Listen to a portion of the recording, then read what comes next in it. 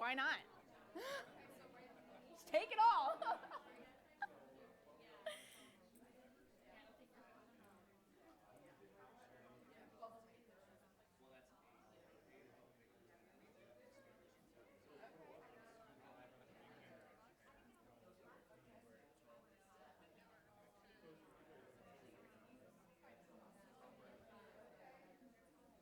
You can sit anywhere. Sit wherever you want.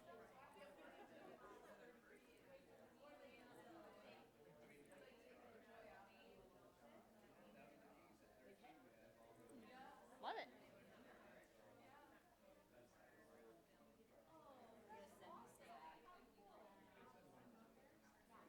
Oh, did you send him the ones from this morning? Sorry.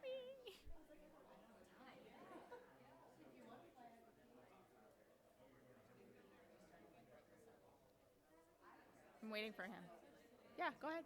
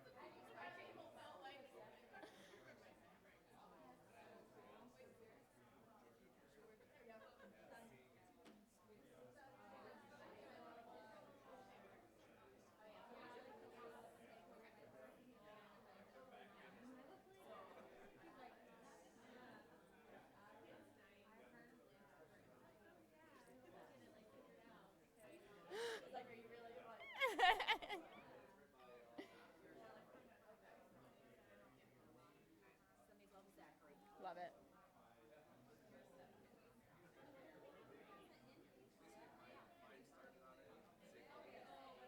Oh, by the way, news of the week. Gabby told us that she's looking into getting an iPhone. I go, no longer green bubble. That would be so nice. I was like, that way I can send everything to you.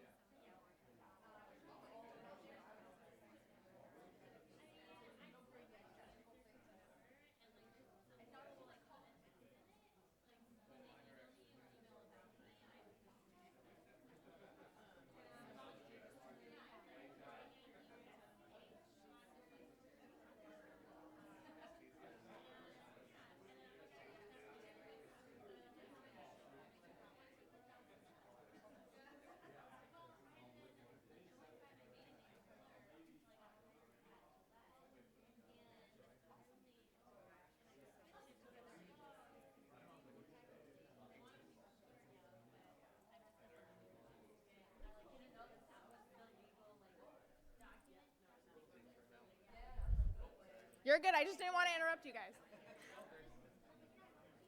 Good morning, everybody. Hi. Is this on? Okay, good. I don't have to scream at everybody. My name is Alexa Tinsley. I am the Director of Programs for Jett Foundation. We appreciate you all being here. So good morning. I know some of you have driven from far and close, so thank you all for being here. We really appreciate it. I want a show of hands. Who is this the first time you've ever interacted with Jett Foundation? Love that. Love that. What about, first time workshop for all of those, but is there anyone who's engaged with Jett Foundation and this is their first workshop? Love it. Love it. I'm so excited. We do have these every year. We try to spread them out around the country. One of the things we really work to do is fill gaps and go places that other people are not. So this was a suggestion from somebody, and we're very excited to be here. So again, thank you all for being here. We couldn't do it without you. I am going to go, since we have a smaller group, I'm going to go around the room. If you're comfortable, introduce yourself, just your first name and a fun fact about yourself. So, yes, please.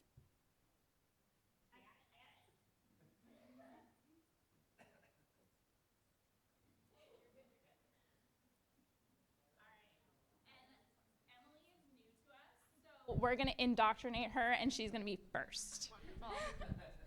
Hi everyone, I'm Emily. I'm new to Jett, just started last week. I'm the events manager.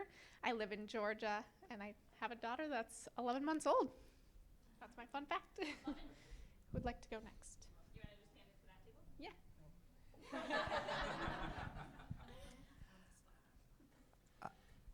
Yeah. Hello, my name is Tracy. We're down from Plainview. A fun fact is, I guess I've got a 3-year-old and twin 18-month-old last Friday. So this is my son. Matt is What's a fun fact? What's the first one you love? mud. He loves mud. I'm Molly, and I have 2 boys with Duchenne. A fun fact is I'm an imaging technologist, CTs and MRIs. I really like that, doing that. And I'm from Maplewood. My name's Andy, and I'm husband to Molly, and so that's my fun fact. And I'm glad to be here. I am Sarah James, and I am a proud mother of a boy who is 11 and a half, almost 12, my miracle baby with Duchenne muscular dystrophy. Fun fact about me is, I don't know, I love fishing. That was mine too. Yeah, it's 2 in a row. So I'm Mark from Blaine, grew up in Forest Lake. Both of mine were taken. I'm an outdoorsman. That's pretty much about it. Amazing stepdad to Maxwell.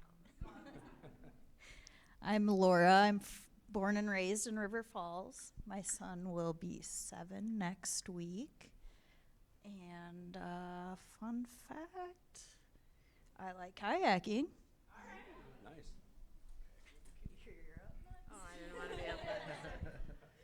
Nice. My name's Erica. My fun fact, no, you're my fun fact. Partner to the dad of 3 Duchenne boys. A fun fact for me. What is a fun fact? I don't know. I don't like fun facts.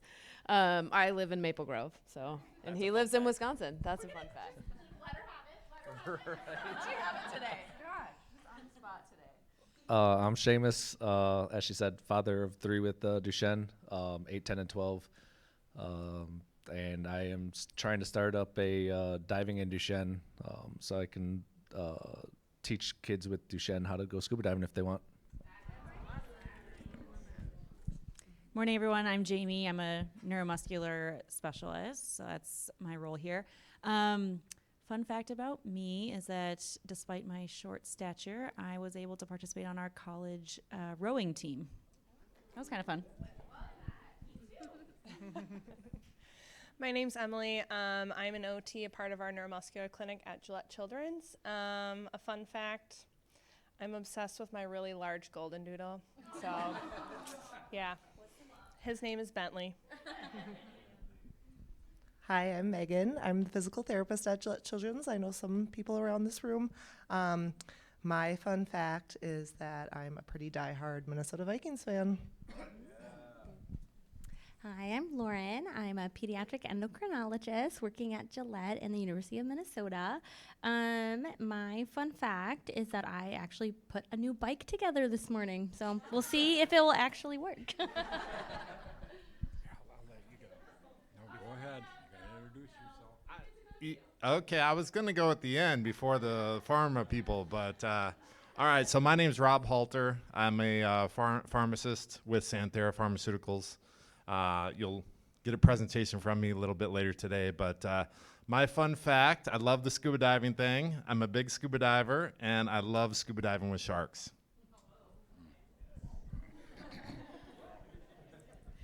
My name's Jim Dickman. My grandson is 13 with Duchenne's. I really appreciate being here. Thank you. From Black River Falls, Wisconsin. And they get it mixed up with River Falls all the time. Hi, I'm Garrett. People call me G-Man. And my fun fact is I like sports, any sport. Right now it's hockey. Wisconsin, though. Yeah, Wisconsin sports. Ed. I didn't stay up, but I saw that. And I'm Vicky. I'm Garrett's mom. By the way, he's 30. He has Duchenne. And he's doing great. And my fun fact is, go Packers. I don't know. Sorry, I know I'm in Minnesota. Good morning. My name is Brett Billmeyer, PTC Patient Engagement. Been involved with the DMD community for 8 years. I recognize a few of you. And I wouldn't say it's a fun fact, but a fact about me is I was the first patient for a clinical trial for a rare disease that I was diagnosed with back in 2009. It's called lysosomal acid lipase deficiency. There'll be a quiz later. But I get infusions every other week, and it's good to see a lot of you familiar faces. Glad to be here. Thank you. I'm Bethany. I'm the medical science liaison at PTC, so I'll also be giving a presentation later. Fun fact about me is I actually am from Missouri, but I did my grad schooling over in Sioux Falls, South Dakota, so I can sympathize with you all for the winters up here. Hi, my name is Andrea. I'm with U.S. Medical Affairs with Pfizer. I'm from Cincinnati, Ohio. And my fun fact is I've been with Pfizer about 6 months, and I spent the last 13 and a half years as a pediatric clinical pharmacist in the PICU at Cincinnati Children's. So I'm happy to be here.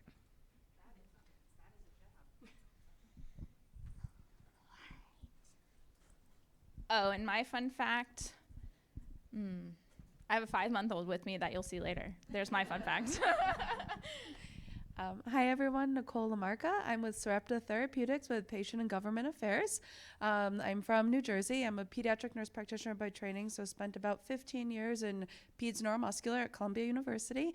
I'm really excited to be with you today. And fun fact, I love to cook. I don't get to do it often, but when I do, I love doing it. I'm Jessica Petrucci. I'm with Sarepta as well, and I'm on our gene therapy marketing team. I'm just really excited to get to know a lot of the families here and hoping to learn from you all. Oh, my fun fact is I played volleyball in college. I'm also short. Hi, I'm Trista Harden. I'm with Avidity Biosciences, and I'm in clinical operations. I live in North Carolina, but we've actually lived everywhere. My husband's in the military. And I am a huge hockey fan as well, and go Canes. I only stayed up till like the second overtime, and I was done, so. All right, I'm from Boston, and the Bruins just lost. My name is John Wing. I'm with Edgewise Therapeutics. I am from Boston. I am a Boston sports fan, so I apologize for that.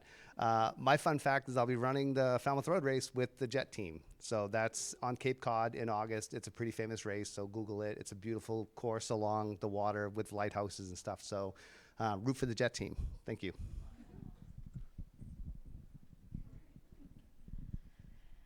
I'm Kate Lanza. I'm with NS Pharma, part of the medical affairs team based in Chicago, and I am a neuroscientist by training.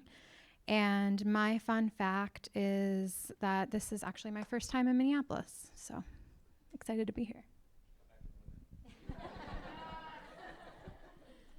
G-Man, it was Maple Grove. Maple Grove. I was with Boston Scientific for many years. My background is physical medicine, physical therapy, sports medicine, and I worked for Boston Scientific, and I was trying to think of the name of the town in which our office was, where we flew in all the time and the blizzards were happening and it was miserable, and I live in Texas, so sorry. You tell them. It's Jules. I'm Jules, everybody. Thank you guys so much for coming here. I know several of you, and it's really amazing that Jett came to Minneapolis, so thank you for doing that. No, get away. You can't have it. No. Am I done? I can't remember. That's it. Do you do a fun fact? Oh, that was all that stuff is fun. Yeah, we'll take it. I also played volleyball in college. There you go. But you're tall. You're welcome. I'm Julia Claire. I'm the community program coordinator. I'm on the events team, so I'm in the other half of Alexa. So it's very nice to meet you all. I'm from Boston. I've been with Jett for just 2 years now, and my fun fact is I'm getting married in under 2 weeks. So that's coming soon. Thank you. She is on the programming team, so you'll hear a lot from her throughout the year. She's like my right-hand woman, and we all at Jett work very closely together. No, like we're not, it's not my job type of people. So you will see all of us in all of the things. So, programming, Emily is here, and you'll hear her name. We do have an ambassador program, which I'll talk about. You'll hear from her and Julie and all of that good stuff. So I will just quickly go through our presentation. So this is our agenda for today. We're clearly starting off on the right foot, but I think introductions are important. So I'll give you a little intro about Jett. We will have Living Well with DMD, Endocrinology. We will have a break, and depending on how the presentations go, we'll probably have like quick 5-minute breaks too, just so you can get up. It's a long day. If you do need to get up, we have water, coffee, tea, and light refreshments that should be out until about noon. And then parent perspectives. Oh, wait, I missed one. Optimizing mobility and independent living. We have our parent perspective. We have a video from Gainesville, so you guys can watch that. I think it's really impactful. And then if anybody does feel comfortable or want to come up and share their experience, you're welcome to do so as well. We will have our first set of pharma presentations at 1:15. We will break for lunch at 2. We'll have our second set of pharma presentations. We felt it was good to kind of break it up. And then we'll have our pharma meet and greet, just mingling, talking, asking any questions. We feel like it's, sometimes easier to ask questions when people aren't standing up here. It's a little bit more more comfortable to ask those questions sidebar. So that's the day. We did start now 21 years ago. Christine and Stephen McSherry created Jett Foundation for their son Jett. And it has grown, and we're really proud of what she started and what we've been able to do. So it's all thanks to her. Someone's whistling. So if you don't already know, hopefully you do because you're here, but our mission is to empower people and families impacted by Duchenne through the development of transformative programming, educational opportunities, and ongoing support for every stage of the Duchenne journey. We really want to meet you where you're at. Our direct service programs are something we're very proud of. Research is extremely important, but we want to do, things for families now. Camp Promise is one of our big programs, and we start at age 6. There is no age limit. We have 5 locations across the country. 3 are full week-long programs, which is 6 to no age limit, and then we have 2 retreat programs, which are 18 plus. And if you'd like to know the locations, we can talk about that. But we have Pennsylvania, Washington, Arizona, Ohio, and Colorado. So if you have any questions about Camp Promise, just let me know. And then we also have a virtual program for those who are maybe not ready to go to camp or not able to go to camp this year. We do have a virtual program that we have a virtual camp, and then we also have virtual programming throughout the year, camp specific as well. And this is we did a hot air balloon ride last year. We're going to do it again this year. It's an incredible place to be. I actually started as a volunteer with the MDA at their camp when I was 16. And I think one of the biggest and most special things to me is the no age limit for Camp Promise, because I think that's, aging out was always really upsetting for not only campers, but also counselors. So being able to, serve that community is really important to us. We do have our Jett Giving Fund, which has 2 branches. We have our Accessible Vehicle Fund and our Emergency Fund. Our Accessible Vehicle Fund is open. Applications are open once a year, but we help families obtain safe and accessible transportation. We know that it's extremely expensive to purchase vehicles, so our families raise half or more of the funds, and then Jett Foundation will provide the remaining funds and purchase the van outright, so there's no payments, nothing. The van is yours for as long as it lasts. We do new and lightly used vehicles to make sure that our families have them for a long time. We also have our emergency fund, which is a rolling application throughout the year. Families can apply once per year. And this is for families facing any type of emergency. So most commonly we see utilities, rent, food insecurity, and that's, the primary thing that we help with. Julie actually heads up that program. So if you have any questions, please feel free to ask her. This is one of the families that we were able to help last year, Darnita and Lido. So their faces say it all. This is why we do what we do. Our community webinar series, so our workshops are on the ground, but our community webinar series is our virtual education. So we have at least one webinar a month based solely on education. That's outside of pharma or anything, any of those webinars. So we have our transition of care in Duchenne webinar coming up on June 8th. That will be Dr. Castro, based out of Texas. And then July 13th, we'll talk about navigating special needs trusts. One of the things we really focus on in our webinar series is making it more broad to the community, not just Duchenne specific. Some of them are like transition of care in Duchenne, but we do try to open it up to the broader rare disease community as well. So if there are any topics that you see, please feel free to share with anybody you might feel needs it. Our community ambassador program I touched a little bit on. So this is now a rolling application throughout the year. So if you are interested in becoming an ambassador, Julie's really involved too, but we support that program. They're really our eyes and our ears on the ground, connecting with families, and especially newly diagnosed families. It's really important for them to have connection. And resources are so different throughout the country. Like, Florida is terrible. I live in Florida. Florida's terrible for resources, but families know how to get what they need. So connecting them to those people is really important, because I can know of resources, but I haven't lived it. So we think it's really important to connect people.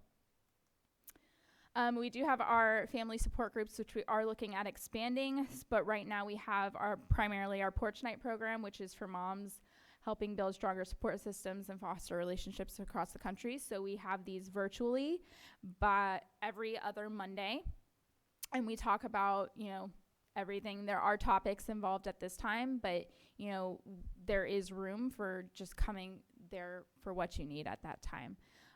We did have 2 in person. We had one in Princeton in February and one in April in Gainesville, and we're looking at having one in the fall as well. So that will, more information on that to come. And then our next virtual one is June 5th, which will be our last for the spring. We take a break during the summer because summers are usually very busy for everybody, and then we'll come back in August. So these are ways to stay connected with us. Our Facebook page, we're on Instagram, Twitter, LinkedIn, and YouTube. So all of our webinars are recorded and put on YouTube for you to watch later at your convenience. And we also have a new location, so if you ever are in the New England area, come on by. Oh, and our emails do tend to go to spam. So if you do want more information, go to jettfoundation.org, get involved, and add it to your inbox. Huge thank you to our sponsors, many of who are here today. And this is why we're here. Family workshops. And we also, like I said, we have these throughout the year. We had our first one this year in Gainesville, Florida. We are doing this one now. We are looking at Billings in October, and we're in talks. It will actually change to Columbia, Missouri in November. So if you have anybody there that you know that needs assistance or wants resources or education, let them know. And we thank you all for being here today, because again, we could not do it without you. So with that, I am going to hand it off to, I think, Dr. Eskuri's first, right? Yeah, I don't have an agenda, so I'm really proud of myself.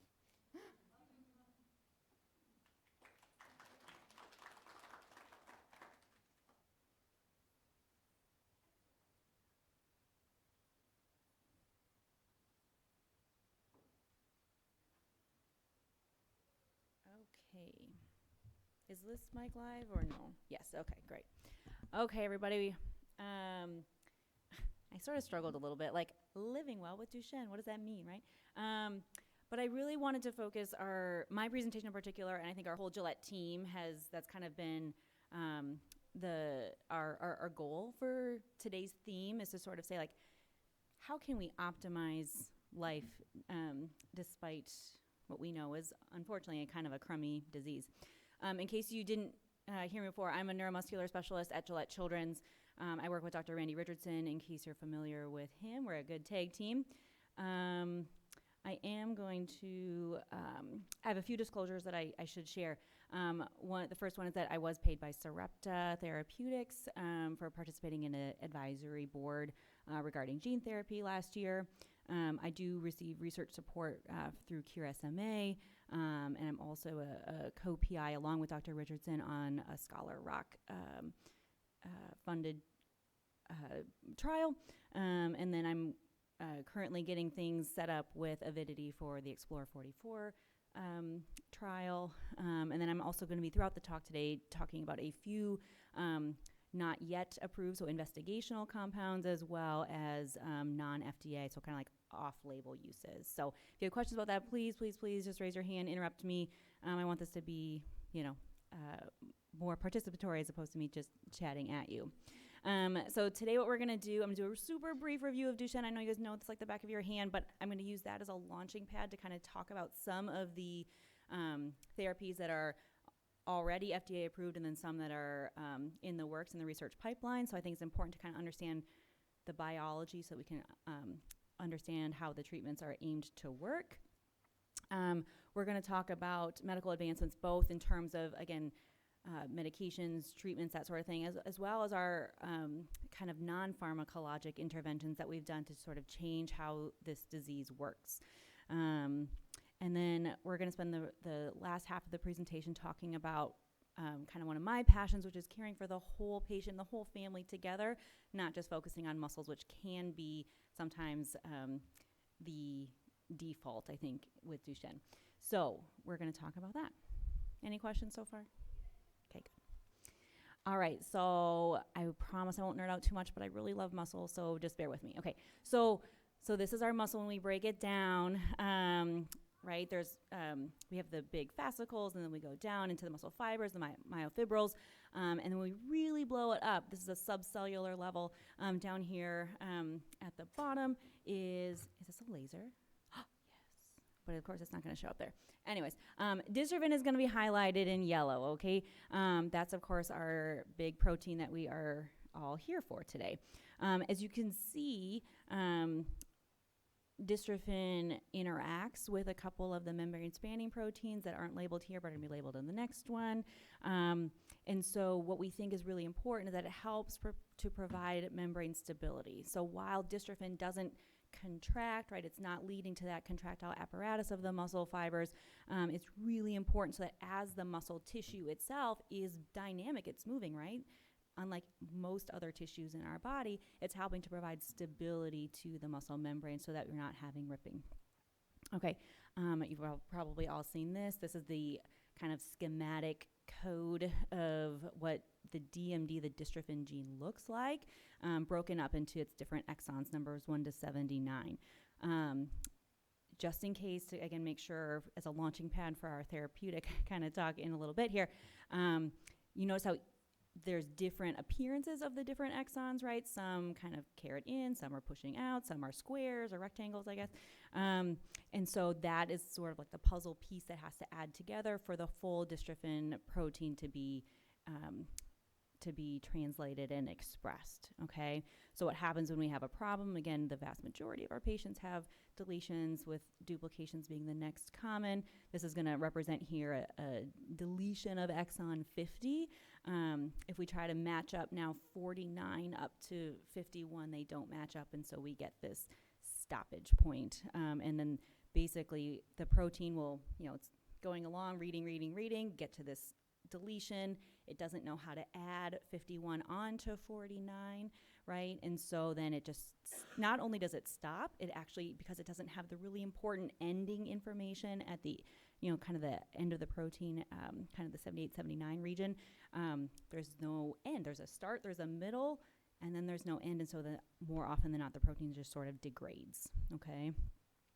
This is kind of some immunohistochemistry staining I know we don't do muscle biopsies as much anymore, but when we did, they could do this really cool staining technique where we could look for, like, where is dystrophin, right? And this is normal healthy control, and you can see how nicely lining up all of the around we call it the sarcolemma, or the membrane, lights up nice and bright. But unfortunately, in a DMD patient, that's not there. It's not gone, right? You can see a little bit of staining, but it's patchy, it's light, it doesn't really do its job, okay? So That's where the estimates of like less than 1% and sometimes even way less than that, 0.1%, 0.3% of the dystrophin protein is actually being made, okay? So that's the problem. Whoop. First, looking at histological samples from Duchenne muscular dystrophy patients, it was postulated that one type of muscle fiber, fast forward that fast one a little muscle bit. fiber, Are you able to selectively take control over me? degenerated, and that regulation of the damage to that muscle Yeah. could be used as a therapeutic.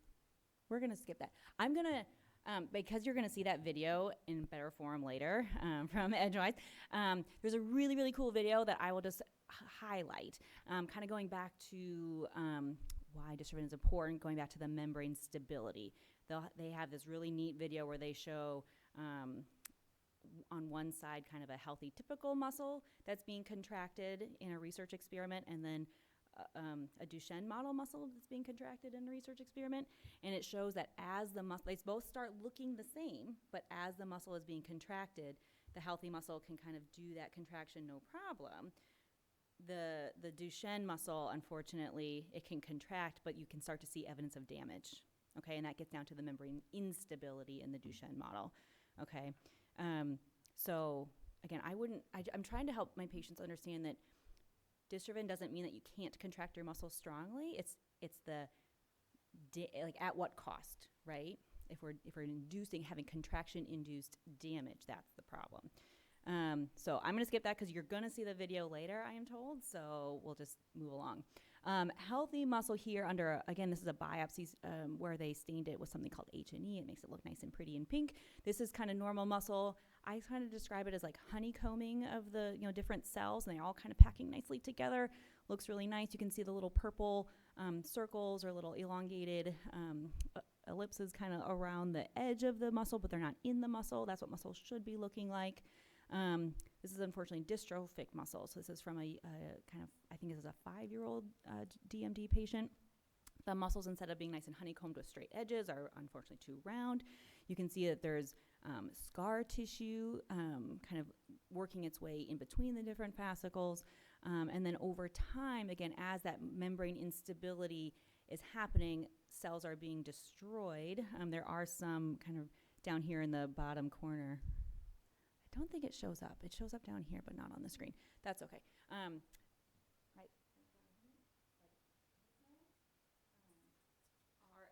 Those are all cells that are in the process. There's a couple that are degenerating, and then there are some that are regenerating. Okay, so the muscle is trying to turn over the cells that have been injured. Okay, and that process happens over and over and over and over again, as it does for all of us. The problem is that more like without DMD, again, the membrane stability is stronger, and so we don't have as much damage, so you're not turning it over quite as much, right? And so over time, the special stem cells that are inside of the muscle that are trying to keep up frantically, they run out of steam and they can't keep up anymore. And so then we end up getting later Duchenne muscle that looks like this, okay? Which is unfortunately not a ton of muscle, mostly fat and scar tissue, okay? So how are we, did you need it? You're taking a picture. Did you get it? Go back. Yes. Yeah, this is going to be available for everybody, so we don't have to frantically take notes or anything. Okay, so medical advancements in the last, especially 30 years, but I think even in the last 10 years, we've done a really good job of helping our DMD patients live not only longer, but also better. And I think that that means different things for different people, which is the beauty of it.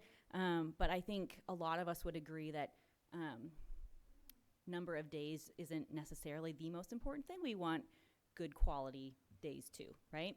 So there's been a lot of things that have contributed to that. I'm going to kind of highlight a little bit here.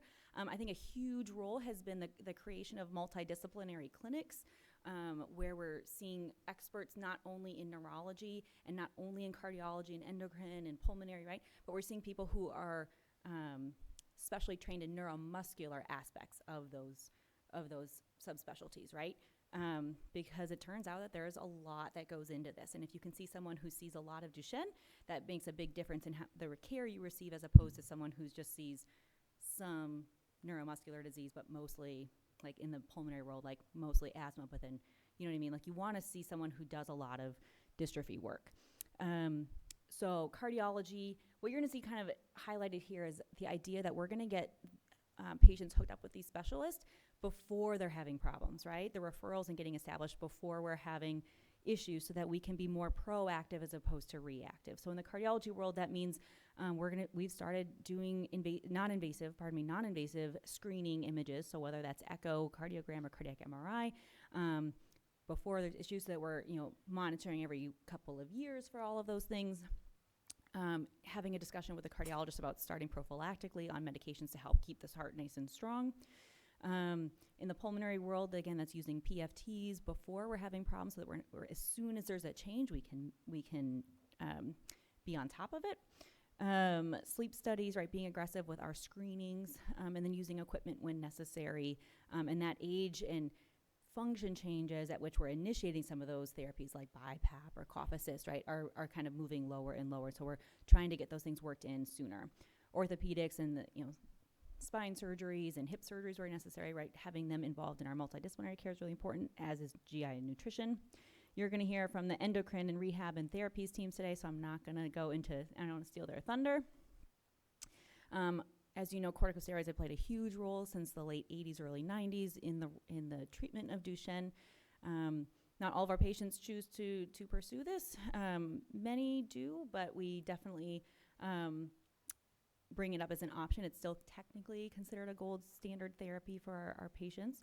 The idea is that it doesn't change anything about DMD per se, right? It has nothing to do with the gene or the genetic problem. It's all about trying to reduce the inflammation, right? So we know that there's inflammation that's coming into the muscles as that cleanup process is happening, right? Muscles are, we already looked at the muscle fibers being kind of destroyed, but we don't want the inflammatory cells to kind of go haywire and do more damage than they should be doing. So that's what the role we think of corticosteroids like prednisone and deflazacort are currently trying to do. The idea is to kind of slow progression, right? And there's always this big debate of like, how much good are they providing versus how much side effect is happening, right? And I think with any medical decision making, that's our job to help families and patients navigate through. Are we doing something that's providing more harm than good? Then that's not worth it, right? And so there's been a lot, since kind of 2010 especially, more and more groups looking at how can we try to boost up the benefit of steroids while reducing the side effect.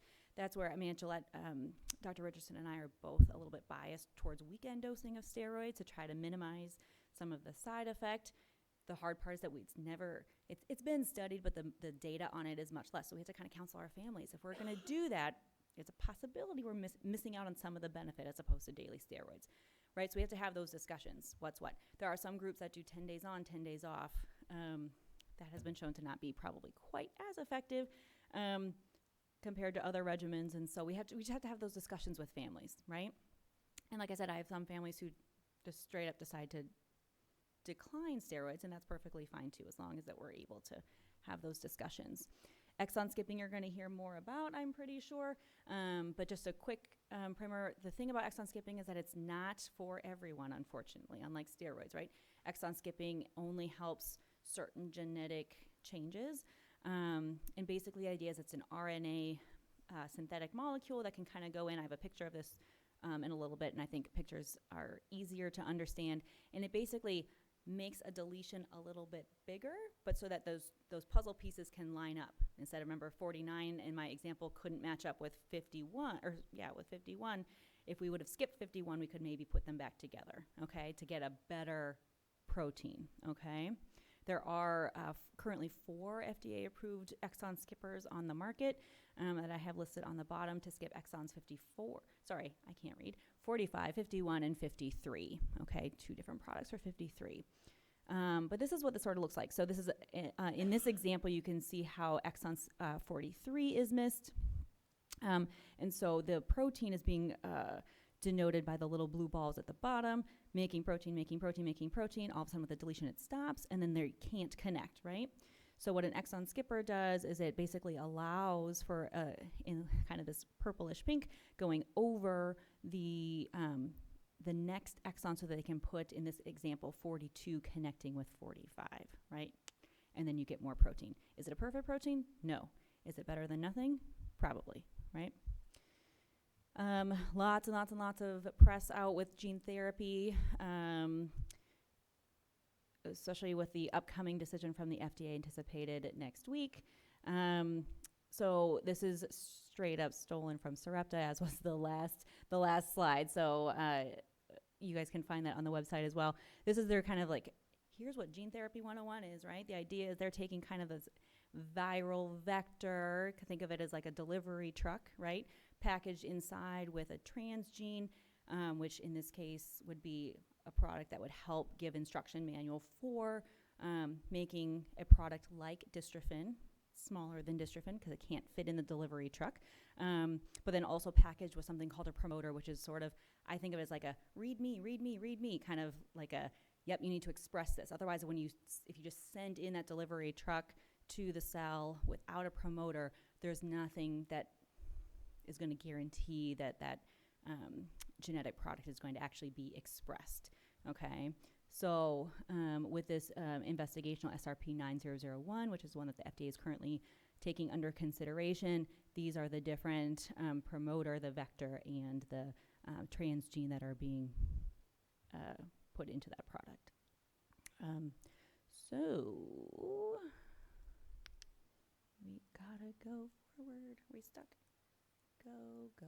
There we go. This is also taken from Sarepta's website. A quick look at kind of like how does it work. It kind of starts at the 11 o'clock position, goes down towards the maybe 4 or 5 o'clock position, and then back over. So they're labeled 1, 2, 3, 4, 5, 6, 7.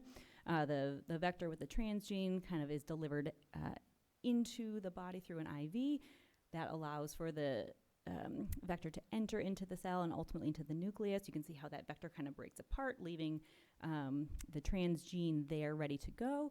That then is able to be transcribed into an RNA product, and then RNA is what our body uses to translate into protein, okay? And so then that protein, you can see as it comes back out of the nucleus of the cell, is then able to be transcribed. The yellow product is, in this case, the dystrophin-like product, and then that's able to hopefully get to the cell where we need it to go to actually do the work. It's pretty cool. So with all those things, right, we've changed the way that Duchenne looks. 30 years ago, what the lifespan was, what children and then young adults were able to do was very different compared to what it is now, okay? And so I think like I said at the beginning, one of my biggest passions is to sort of optimize quality of life as we're looking for not only a longer lifespan with Duchenne, but also looking to optimize so that we're doing better things. If anyone's feeling brave, what do you guys think, like, when I just say, like, what is living well? What comes to mind? Is there anything that, like, gut reaction? Some people tell me, like, living without pain. Some people tell me living the longest life possible. Anything that comes to mind? Independence, I love that.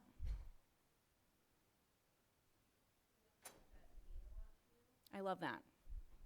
Bring a lot of fulfillment, right? Can that definition change over time? I would say yes. It probably should. I think for anyone, regardless of whether there's DMD or not. I think a lot of us have our goals and our priorities change. In our clinic, this has been a project of mine for the last couple of years, hasn't yet been fully instituted, but something that we're trying to incorporate, like I said, in addition to the medical cares. I think psychosocial well-being is really, really important that we aren't always as good at focusing on. I think it comes down to like fulfillment, life fulfillment, and happiness, right? How can we optimize those things? This is sort of a hodgepodge together, but I have within the circle 4 main big groups that I think a lot of things come from, and then spiral out from there. So on the kind of upper left quadrant is the intrapersonal, like who am I? My sense of self, spirituality, sexuality, independence. Over next door to that is relationships, family relationships, friends, partners, intimacy. Down below that, home and community. Where do you live? Your local and national community, common interests, hobbies, that sort of thing. And then over in the last quadrant is education and vocation, academic success with support if needed, finding meaningful work, volunteering, that sort of thing. What kind of makes you tick, right? I think all of us have, and everyone's is a little bit different, but I think these are kind of overarching themes, again, whether you have Duchenne or not. These are kind of a lot of the main components of who we are. And I think it's important that we are, again, regardless of what's going on, but especially in Duchenne, that we're not ignoring this and we're actually helping to foster it and thinking ahead. What are my goals? What are my goals for next year? What are my goals for 5 years from now and 10 years from now? I think there was a tendency for a while to kind of be trapped in the right now with this disease. But with these technological advances and all the things, I think it's really important that we're encouraging people to think more broadly and especially into the future. So this is taken from there was that 2018 three-part series of kind of optimizing care with Duchenne group. If I have references at the end if you're interested. But they said something really interesting about psychosocial care, and they said that it should be implemented across the lifespan and promote thinking about the future, setting expectations that individuals will actively participate in their care and daily activities. And I love that. I think it's really important that we're working to do that to help kind of, again, take care of the whole patient. It's thinking. There we go. One of the main things, and again, similar to other medical specialties that we think about, is surveillance in the psychosocial realm. Our goal is to have instituted within in our clinic annual surveillance for mental health kind of screening for not only the patients but also the caregivers. This is a disease that affects the whole family, and we want to be able to think about that as well. Once we have screening, if there are red flags or atypical results, we want to make sure that we could refer the patients and or families for specialists for diagnosis if needed, treatment if needed. Neuropsychology is something that we've been making a big change in our clinic at Gillette in the last couple of years, mainly in that we're trying to get our patients to neuropsychologists sooner. In case you don't know, neuropsychologists are PhDs who specialize in the diagnosis and treatment of autism, ADHD, learning disorders, intellectual disabilities, that sort of stuff. And those are things that we all know are more common in the DMD population than the general population. And unfortunately, they were vastly underdiagnosed for far too long. Okay? So what we're doing now in our clinics, if there are any concerns ever, right, academic functioning, anything like that, we're strongly recommending referral to neuropsychology. If there aren't any concerns, we're still recommending a referral for a baseline assessment before school starts. So kind of around that age 5 or so, with an intermittent follow-up every couple of years, or at least with every kind of like big transition, right? Young elementary to later elementary, going to middle school, high school, after high school, that sort of thing, okay? And then we also have our psychiatry and psychology colleagues. They're going to be really, really helpful in the diagnosis and treatment of other things like anxiety, which is super common in our DMD population. It's quoted around 30%. And then depression and OCD, which are also, again, higher than the general population. If we don't look for them, we're not going to find them, right? If we don't find them, we can't treat them, right? And those are the things that we really are trying to emphasize in terms of thinking about, like, what's impacting quality of life. Of course, Duchenne as it is there, but then these other things can contribute too, okay? Another big thing is transitioning to adult medical specialists. This is a huge topic. For a long time, I think because, again, 30 years ago, the lifespan was different. There was sort of this thought of like, well, why would we transition the whole medical team if it was just going to, be for a couple of years? And that made sense. Now that's not our experience. And so I think it really makes sense to get our patients with adult trained providers. Okay, they're trained in the adult issues better than us pediatric folks are. I will say I'm a little bit of an exception because I can do pediatric and adult neurology, and I do, along with Dr. Richardson. But some of the other subspecialists don't have both trainings, right? Transition is best when it happens early. We start preparing for it. I mean, they say as young as 12, we should start to be talking about preparing for that transition to adulthood, okay? And if we don't do it until they're like 17 and a half, like we've missed several years of preparation. That's going to start kind of gradually increasing the teenagers' responsibilities and roles. That starts with knowing more so they can explain like what their conditions are, what medications they're on, how they take them, what their allergies are, that sort of thing. Being able to self-advocate for the team. That means speaking up and talking with the doctors when they're in the visit, and also being more proactive outside of the visit too.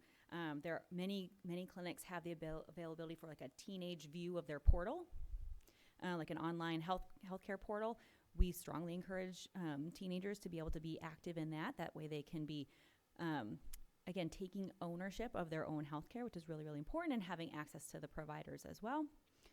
Planning for medical decision making. 18 is a big legal age, right, when it comes to who is your guardian. We have many of our patients can assume that role after they're 18. We have some patients who don't, but we need to be thinking about that before the 18th birthday, probably well before the 18th birthday, okay? So there are some families that choose to go down a legal guardianship route where appropriate. Other patients will assume that role once they turn 18, but we would strongly encourage to have a durable power of attorney for healthcare purposes.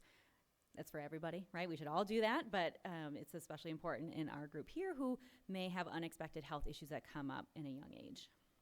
And then at 18, we transition. At Gillette, it's a little bit different, and I'll get to that in a moment. I think right now, this is our Gillette clinic in case you haven't been. We have our lifetime clinic, which is our adult patients. So everyone over 18 in our neuromuscular world can continue to follow with our Gillette team. Some of the providers are the same, some are different, but it's still under the Gillette umbrella, which makes the transition much more seamless. There are other places that don't have this sort of adult clinic follow-up, and so that's where it's even more important to be preparing for a transition. It's going to be more of a gap, because we don't want a gap. We want it to be seamless, but it's harder when you don't have something like we're spoiled with at Gillette.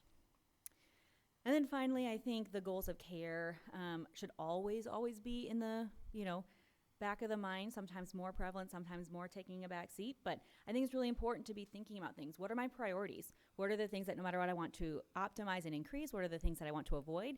Do I have things that I never, ever, ever want, right? I have some patients who say, I never, ever want to be having a tracheostomy, or I never, ever want to have a G-tube, or any of these things. Of course, those can change, right? But it's important to be thinking ahead about what do I want, what do I not want. If you haven't heard, Voicing My Choices is a really nice kind of self-guided, go with your family, kind of talking through, again, wishes, right? Not only for when things are going well, but if things aren't going so well. I think it's a really nice website that you can just download a PDF and then you can start to fill it out. And again, these things change. We expect them to change, but at least if we have a start, it's a good launching pad. And then communicate. That means verbally, that means writing it down, that means talking with your physicians, that means talking with your best friend, your parents, everything. We want to make sure that everyone kind of knows what you want in different circumstances. You can't be hypothetical to the nth degree, right? But I think the more you can kind of talk about those hard things, the less hard they become, and your family feels like whoever's your kind of your voice, if you don't have one, kind of knows what that would look like so they can make the best and voice the best decisions for you. There was a survey done, I think it was sponsored by the MDA probably 5-ish years ago, and they asked kind of like 20 to 25-year-old young men with Duchenne what they wish that we could talk about more, and it was end-of-life discussions, equipment sort of things, and then things like sexuality, relationships, intimacy. Those were the sort of things, and it makes sense, right? They were young adults. They wanted to be able to talk about all those things, and they felt like they weren't getting that in the clinic, and that survey, amongst some other things, was what spurred some of this work. And so that's what we're trying to take as a launching pad of remembering that they are young adults, and so we should treat them as such and not skimp on those, again, 4 main big parts. Okay? I think that's all I have.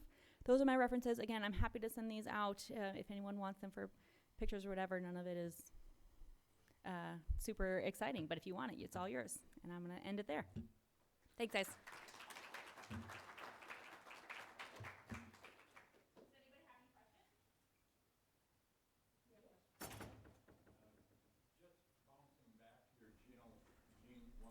Yeah. A number of years ago, CRISPR-Cas9 and all that came with a lot of expectations. Have there been any successful animal studies, and what seems to be the biggest roadblock to that therapy progressing? So my experience, CRISPR has done a lot of really good things in animal models and hasn't really translated well yet to human disease fixing. There was a recent kind of self-funded or small group funded CRISPR trial that happened where one patient was with Duchenne was treated with that sort of technology, unfortunately passed away shortly thereafter. It was hard to know, was it the treatment or not? He was an older patient with Duchenne. So that branch of research is certainly ongoing in not only Duchenne, but many different types of genetic diseases, monogene-based issues. I have not seen compelling data yet that the technology is quite there. I think it would be great if it could, because that idea of let's just fix your own genetic code, right, instead of adding in other things, it sounds great, right? But we're not quite there yet with CRISPR. I am not a CRISPR expert, though, so I want to be very clear about that.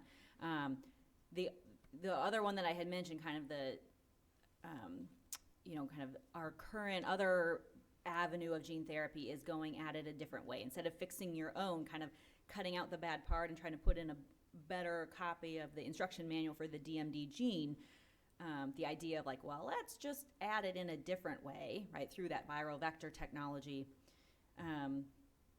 Not saying that it's perfect, it's not, but the idea of, I think it's scientifically more advanced, right, going through now the FDA approval process, at least for one product. And there's a couple other companies that are actively researching DMD gene therapy through similar models that are currently, I would say, research-wise quite far ahead compared to CRISPR in the DMD world. And you guys all know how research is, right? It's slow. And for a good reason, right? We have to make sure that these things are safe and that they're efficacious. So I'm not saying that CRISPR won't get there, but it's just not there yet. Yeah.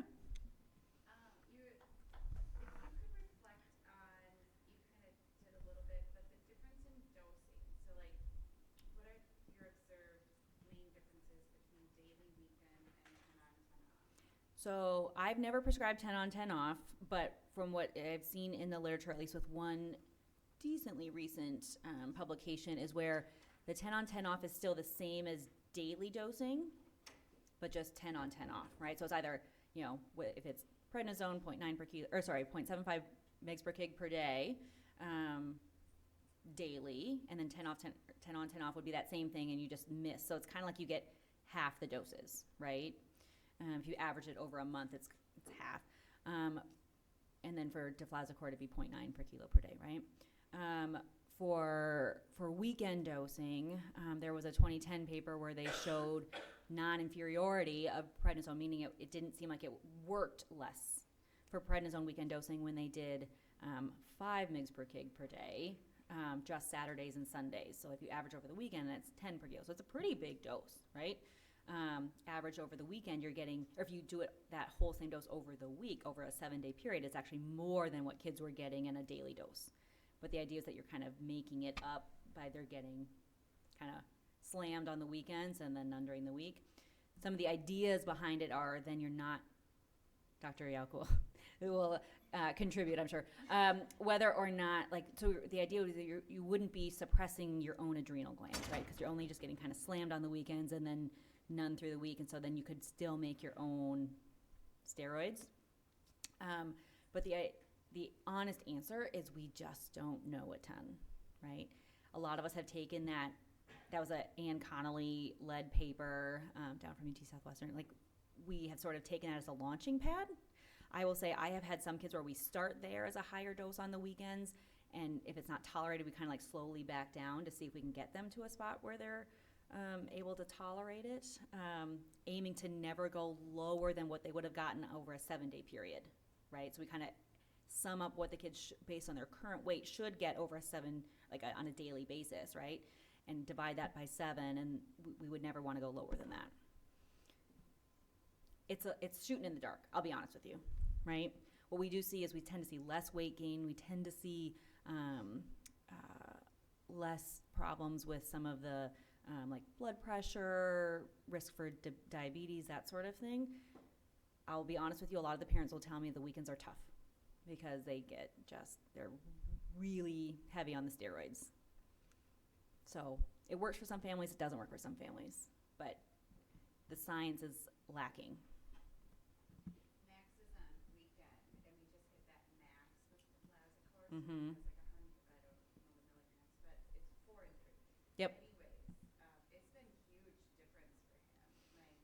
in terms of like how he tolerates it. Yeah, Mm-hmm. and then as a caregiver, to do that daily struggle of having to do meds, Yep. it's gone during the week, which is a nice thing to eliminate from our daily schedule. But You have to pick all the that's battles. just interested in the big side effect differences, but I mean, it's working for him. yeah, I mean, we have a lot of, I would say more often than not, my patients are starting and choosing to go with weekend dosing. I've had a few patients that didn't tolerate it for whatever reason, then we kind of shifted them back towards a daily schedule. Or if they didn't tolerate the lower doses. Most of my families prefer weekend dosing. Yeah, he's a little emotional, and sometimes we let the vet on the weekends, but to not have to do that every day of the week has been so. And we're talking about, again, overall, like, quality of life, right? Sometimes those little things that we don't have to fight as much make a big difference, right? We can't control a lot of things with this disease process, but the things that we can, it's nice to optimize. You had a question, too. Yeah, with the gene therapy, would that work with casimericin, or would that be one or the other? That's such a great question.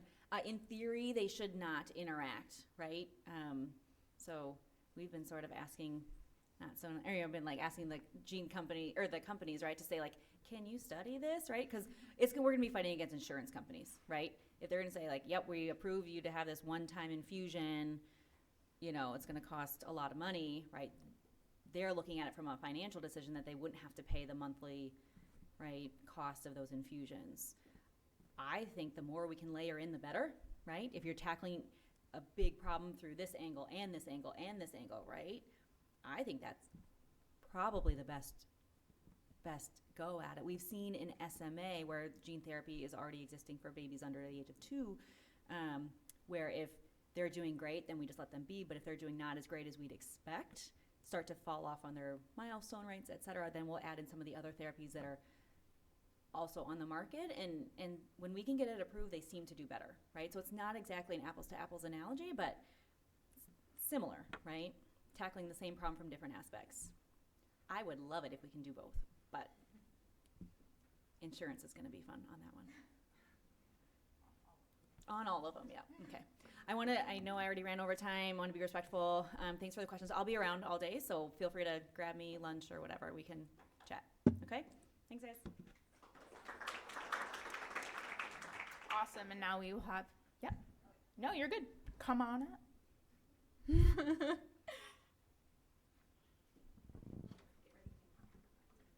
Oh, do you want to? Okay, yeah, I just figured out what to do. Yeah, perfect. All right. So hello again, I'm Dr. Lauren Yauch. I'm a pediatric endocrinologist at Gillette at the University of Minnesota as well. I am probably the newest member to the neuromuscular clinic at Gillette, so just want to thank my neuromuscular colleagues for letting me join their awesome clinic and to better get to know you guys as families with children with DMD. Come and see if I can figure out this stuff. So I'm going to be talking about some of the endocrine complications in Duchenne muscular dystrophy. So kind of an overview of my presentation. We'll talk about DMD and the endocrine system, kind of that impact of the chronic glucocorticoid or steroid use, as well as some of the endocrine complications that I'll kind of be discussing, including growth failure, delayed puberty, that adrenal insufficiency, overall bone health, and I do have a little bit information about kind of the weight gain and nutrition aspects as well. So the overall goals of endocrine care in these patients, really we want to monitor their growth and development. And really kind of identifying, and diagnosing if there are any hormone deficiencies that we can, replace, which is why I like endocrine, because if you're missing a hormone, I have a medication that I can give you. And then another really thing that I'm pretty passionate about is, identifying those are at risk and trying to prevent life-threatening adrenal crisis. I'm going to monitor and treat bone health concerns and then prevent and help manage obesity and kind of weight. So just a little bit about the endocrine system that's important in Duchenne muscular dystrophy. So you have the hypothalamus, so that's a little area that's in the brain that kind of sits kind of above that pituitary gland, and it sends signals to the pituitary gland. And the pituitary gland, as we call it, the master hormone, so it hormone control. So it makes most of the signals that send out different hormones to the actual endocrine glands. And I guess in general, a hormone is just kind of a messaging signal that's kind of telling the other organs to start making their hormones. And so specifically the ones that are made in the pituitary, that ACTH, and that signals down to the adrenal glands, and I tried to color match it, so red and red, and that makes the cortisol. And so pretty much all these hormones are involved in what we call a feedback loop. So when that pituitary gland senses that the hormones are low, it makes more of the pituitary hormones to try to balance the different hormones through the body. And if it senses the hormones are high, then it actually decreases the amount of the pituitary hormones. And so growth hormone, I kind of just have it alone in purple because it impacts multiple aspects of the body, including your bone, your muscle, and many other features. Then the TSH is your thyroid stimulating hormone. It goes to that thyroid gland to make the couple thyroid hormones. And then LH and FSH, we call those puberty hormones or gonadotropins. Those send the signals down to the testes to make testosterone. Okay, and so with chronic steroid use, you can see a worsening of growth failure, delayed puberty, adrenal insufficiency, and some weight gain. And the kind of reason, going back to my diagram, is because when you give those outside steroids, that pituitary gland goes, oh, I don't have to make any additional extra hormone because it senses that there's a lot of the steroid already in the body. And I should say our body is very efficient because it's like, oh, if I don't have to make it, then, I'm going to decrease the amount. And so the pituitary gland will decrease the amount of those kind of stimulating hormones like the growth hormone, ACTH or TSH, and those gonadotropins or the LH and FSH. And that will lead to a decrease in the body's natural cortisol that's made by the adrenal glands, the amount of testosterone that the body is making, as well as it can sometimes decrease those thyroid hormones. Okay? Oh yeah, and this is very informal, so if you have any questions, feel free to raise your hand and speak out. Okay, whoops. So growth failure and short stature. So it's very common in children with DMD, regardless of if they've ever been on any steroids. And we don't know what the exact kind of cause of the growth failure when you're not on the steroids, because typically a workup that we do looking for other causes of the short stature, everything becomes negative. Like they have normal hormone levels, and no signs of any other, chronic illness. But they do tend to have a pretty typical growth pattern, meaning so they're usually born a normal size, but then throughout childhood, they have a decreased velocity, meaning they're not growing quite as fast as we would expect, somebody else their age. And then when they get to puberty, they actually, if, they're not, their puberty isn't delayed, they have a normal puberty growth spurt, but because of the less growth during childhood, they're just growing from a smaller size than their genetic potential would be. And so again, then their final adult height would be below what we would expect based on their genetics. So to kind of look at the growth chart, so this is a typical kind of growth pattern in an individual with Duchenne muscular dystrophy who is not on steroids. I'll just step away because I have a pretty loud voice in general, because I can point since it's not working. So you can see they're kind of growing already at the bottom of that growth curve. And so when these kind of lines are taking that kind of average growth velocity, meaning how quickly the patient is growing, and then they kind of fall off the chart because they're not growing as fast as we would expect somebody to be growing on average.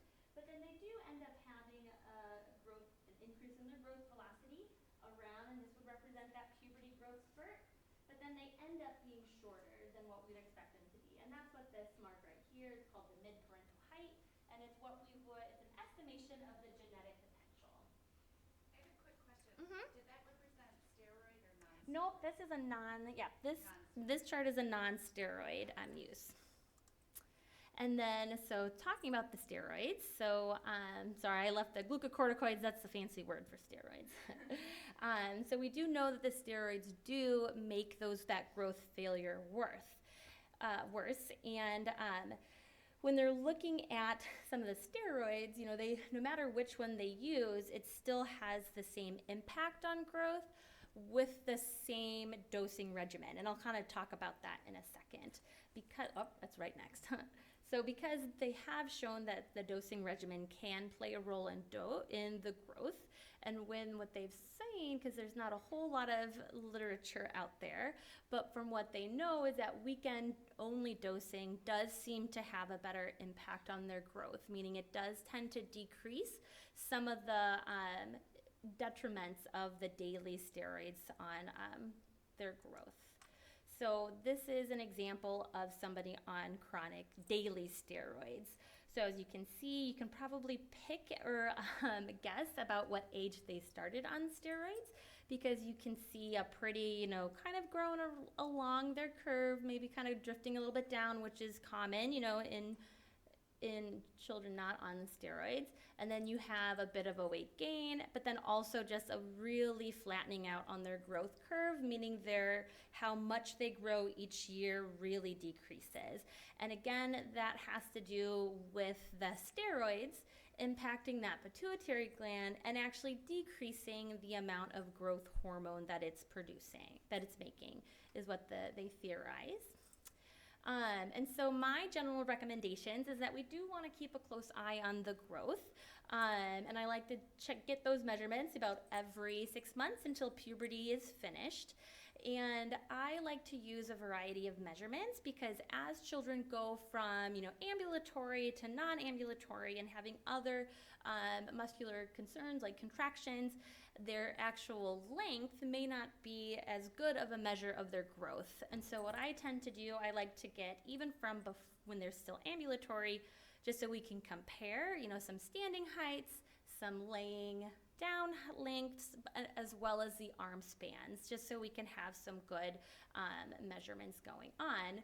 And if there are, any concerns for impaired growth, you can always, recommend finding your friendly endocrinologist. And when we talk about that impaired growth, it's when you're crossing or going down off your original curve. If you're below the chart, which would be, we call that third percentile, or a height velocity less than that 4 centimeters per year. And again, 4 centimeters per year is what an average growth rate would be in kind of a pre-puberty patient.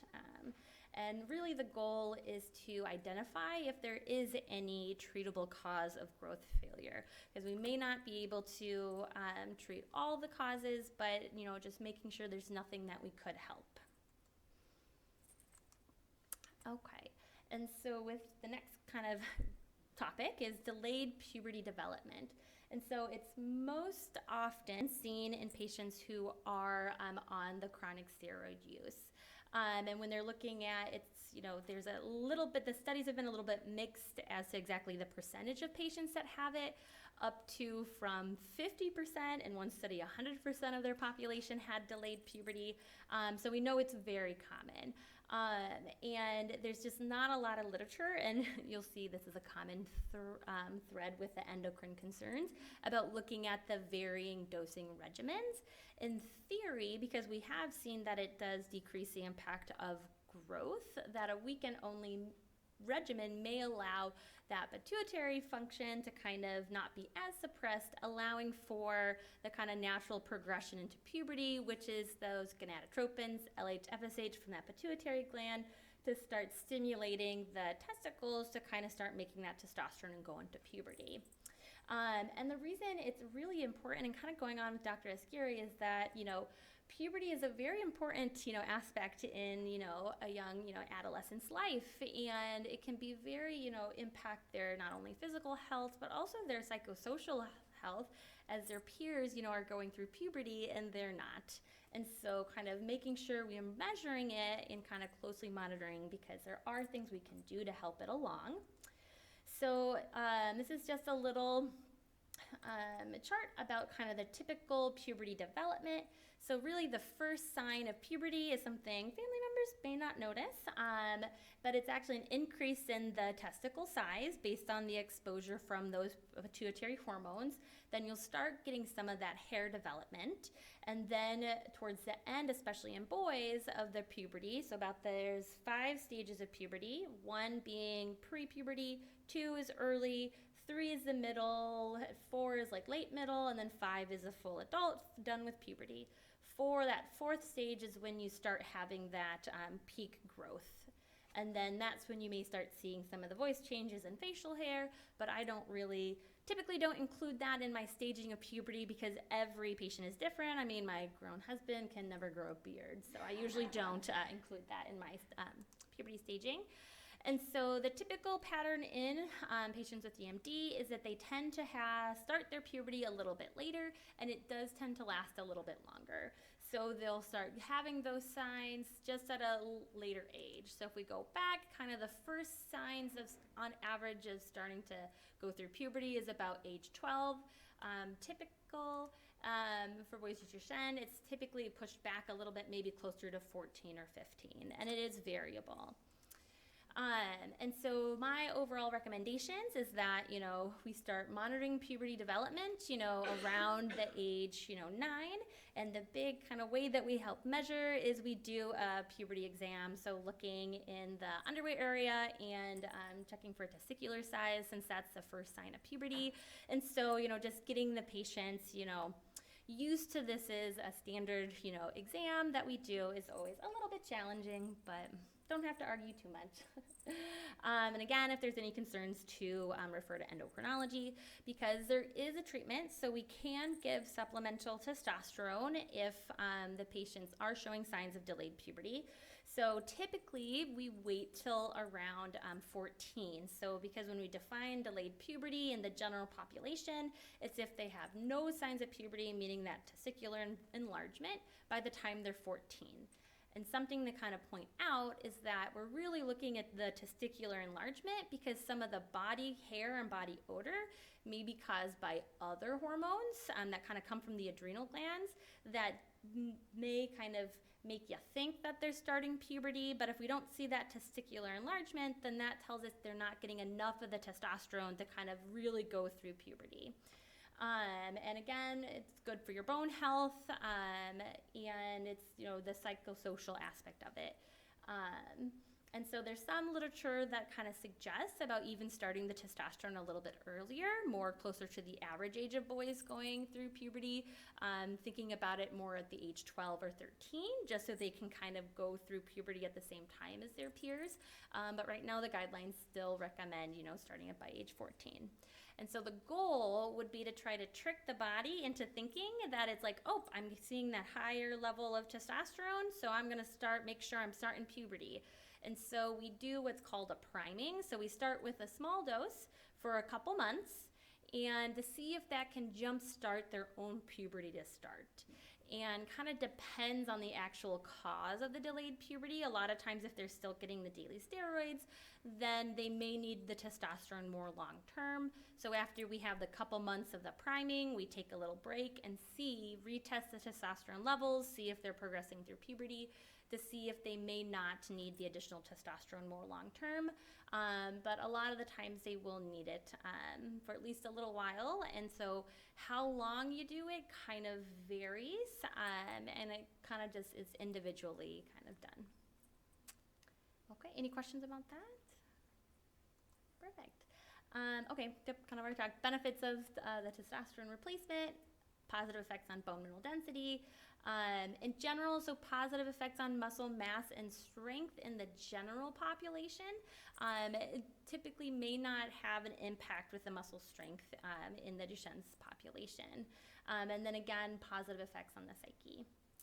Okay, so adrenal insufficiency is another topic. So when you're on the steroids, again, because I like to just say our adrenal glands are pretty lazy, so when it senses there's a lot of steroids, it actually shuts down the system.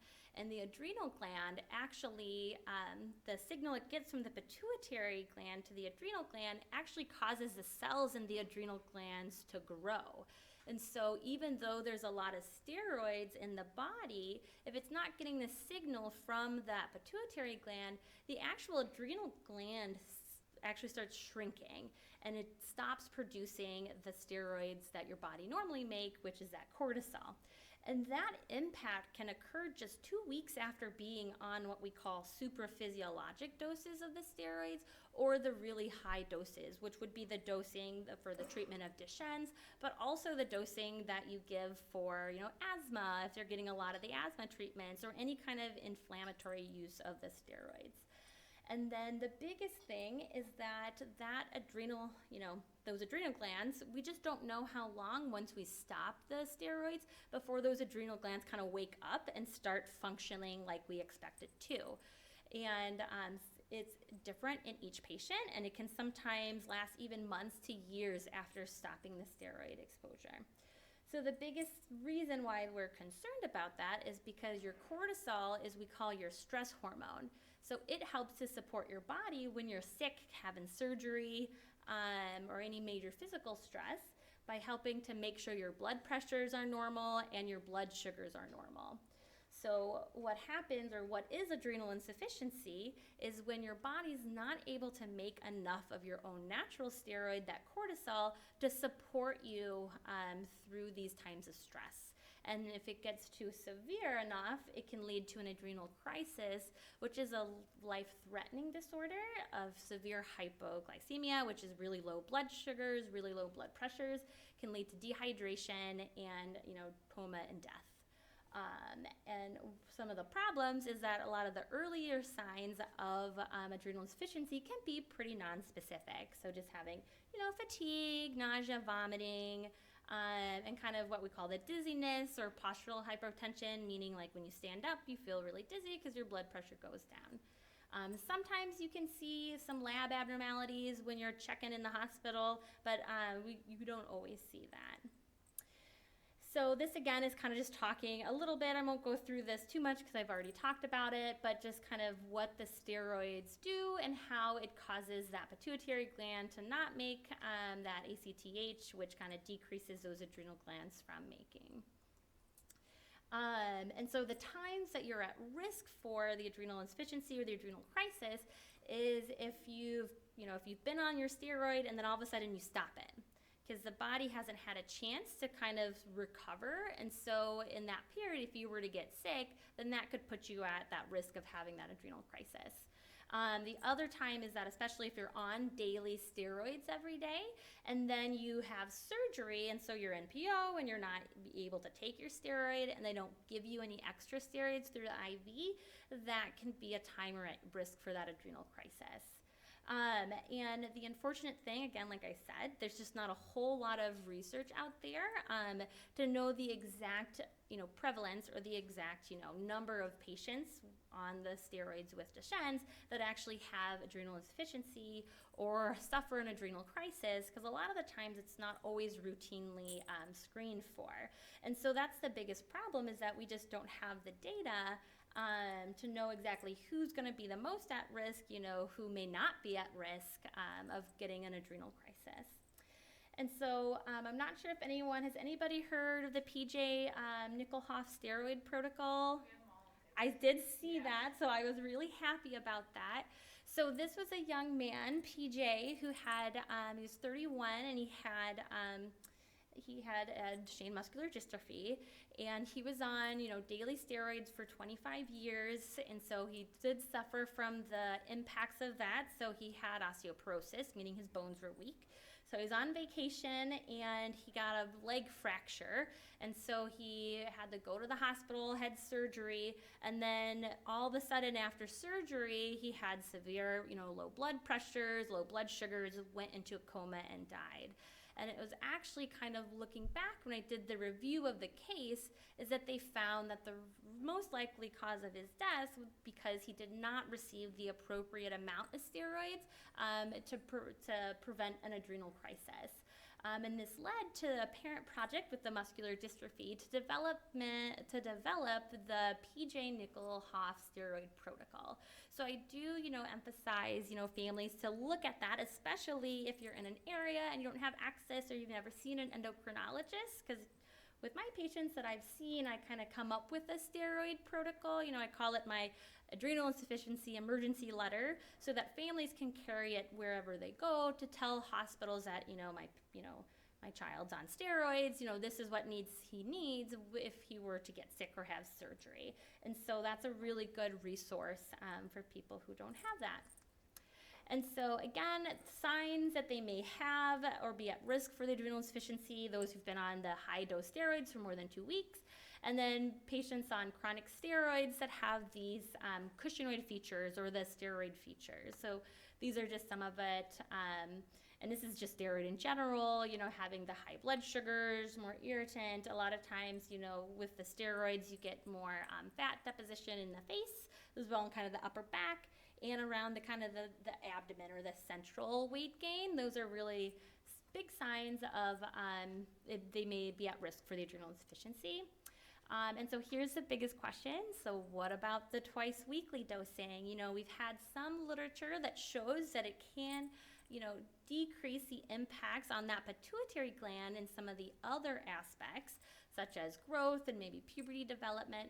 But the biggest thing is that we just don't have enough data on the risk of adrenal insufficiency on the weekend dosing, because as Dr. Eskuri said, it's really high doses, and so it's like 300 times what your body would naturally make, and so it's decreasing that from stimulating your own body, and again, it causes that adrenal gland to shrink, and so we just don't know how long that adrenal gland has to kind of recover from that.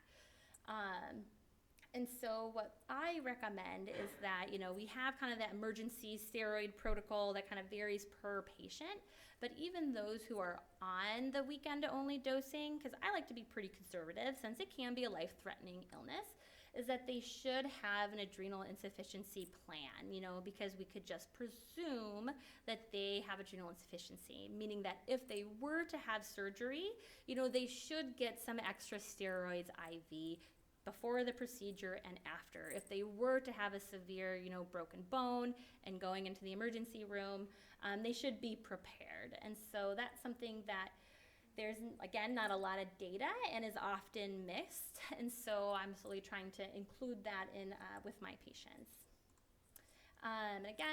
And I recommend that all patients going on steroids, from day one of starting steroids, we should discuss that they are at risk for adrenal insufficiency and provide the families the tools to help manage that. So with that emergency, letters, we have special like intramuscular steroids that can be given if they're like throwing up. Oh, and that's another time where they may, have adrenal insufficiency or crisis, is if they're throwing up and they're not able to take their daily steroid because they don't have that in their system. They may not be able to support themselves. And so the other big thing is that, again, the steroids can have some side effects, and so some families may be tempted to just like, oh, we've been on it for a month or so, but I don't like the side effects, so I'm just going to stop it.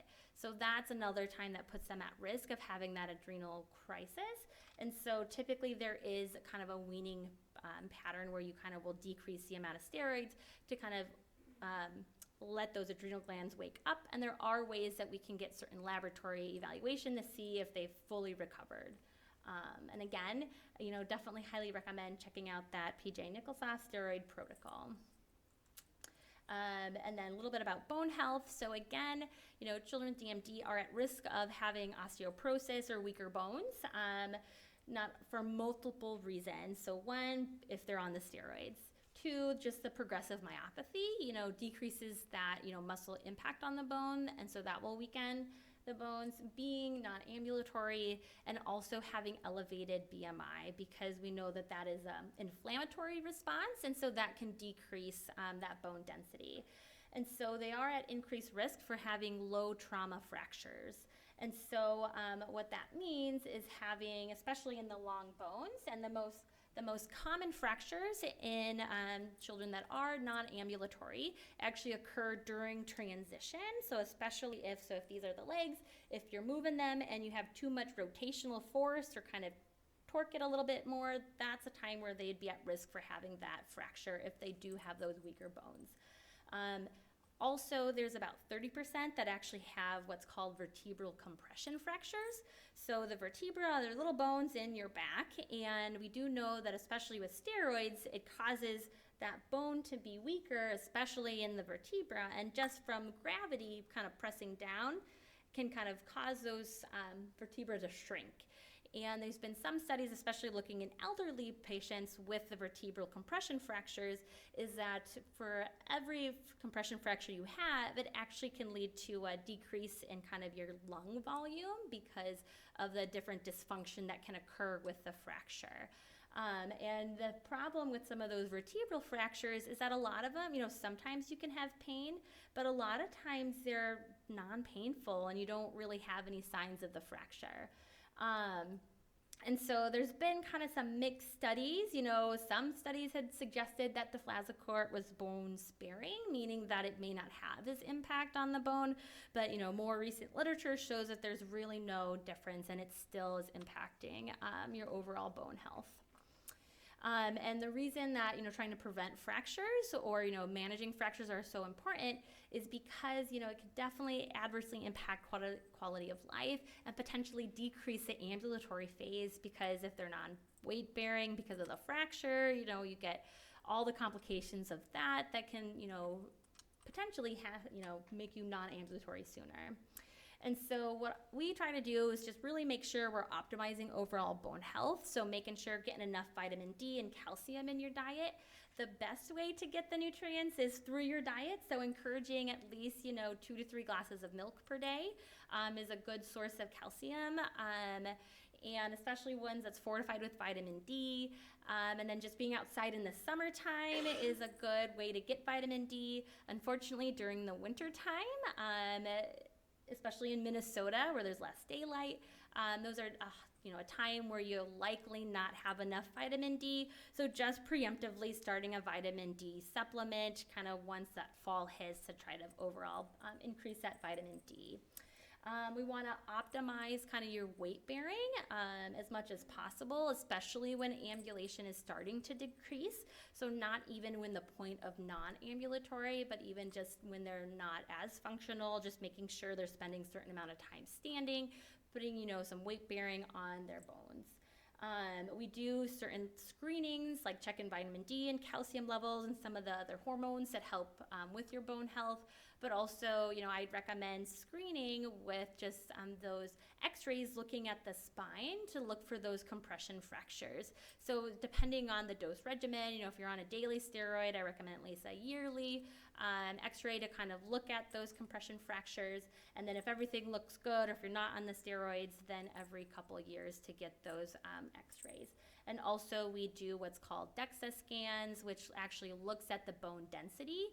So that's always really good to get, to have an underlying baseline to see how dense the bones are, because, once you get to the point where you've had, 2 long bone fractures, meaning fracture of the arm or the legs, or if you've had at least one of the vertebral fractures, and your bone density is low for your age, there are other options that we can give to kind of help strengthen your overall bone density. And those are what's called the bisphosphonate medications. I didn't really go into that because at that point you'd definitely be referred to your friendly endocrinologist and we would help there. And then just really quick for weight gain and obesity, individuals with DMD are increased risk, especially with steroid use, but really because of the decreased mobility and the reduced energy expenditure. And this is true with anybody, once you gain the weight, your body works really hard to keep that weight on. And it actually changes some of the hormones that kind of make it harder to lose the weight. So the goal is to try with prevention.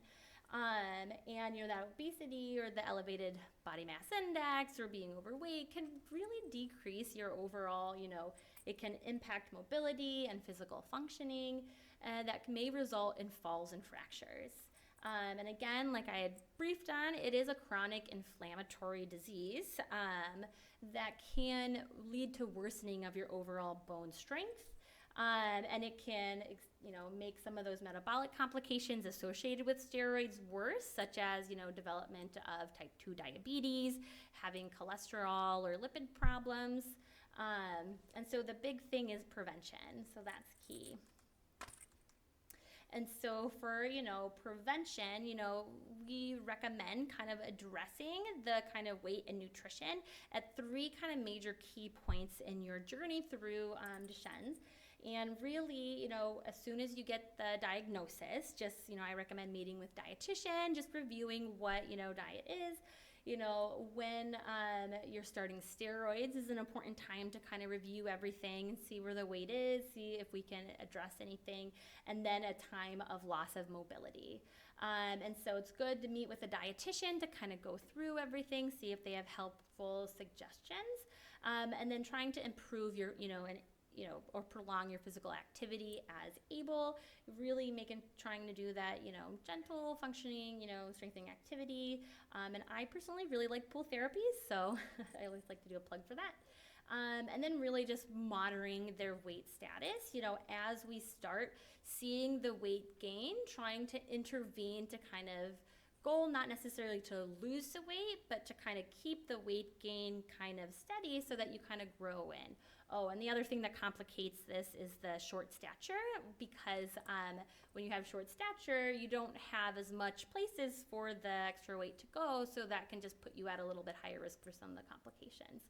And then, do recommend more intensive weight management strategies, such as a pediatric weight management clinic, where you meet with dietitians, specialized physical therapists, as well as physicians that specialize in obesity to kind of help manage kind of that weight.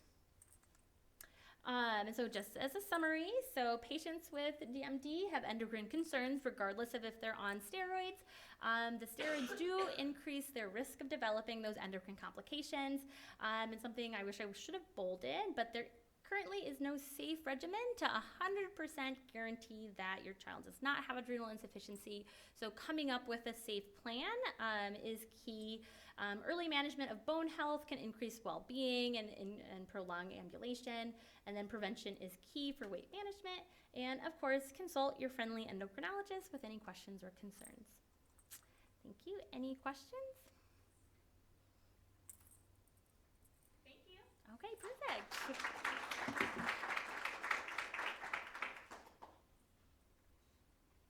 All right, we are going to take a 15-minute break, so come back at, what time is it? We'll just do 12:30, so a 20-minute break since we didn't have one earlier, and we'll come back at 12:30. Our parent perspective is not 30 minutes, so we will make up some time before lunch, and we will see you back in 20 minutes. And there should still be coffee and tea and water in the next room as well.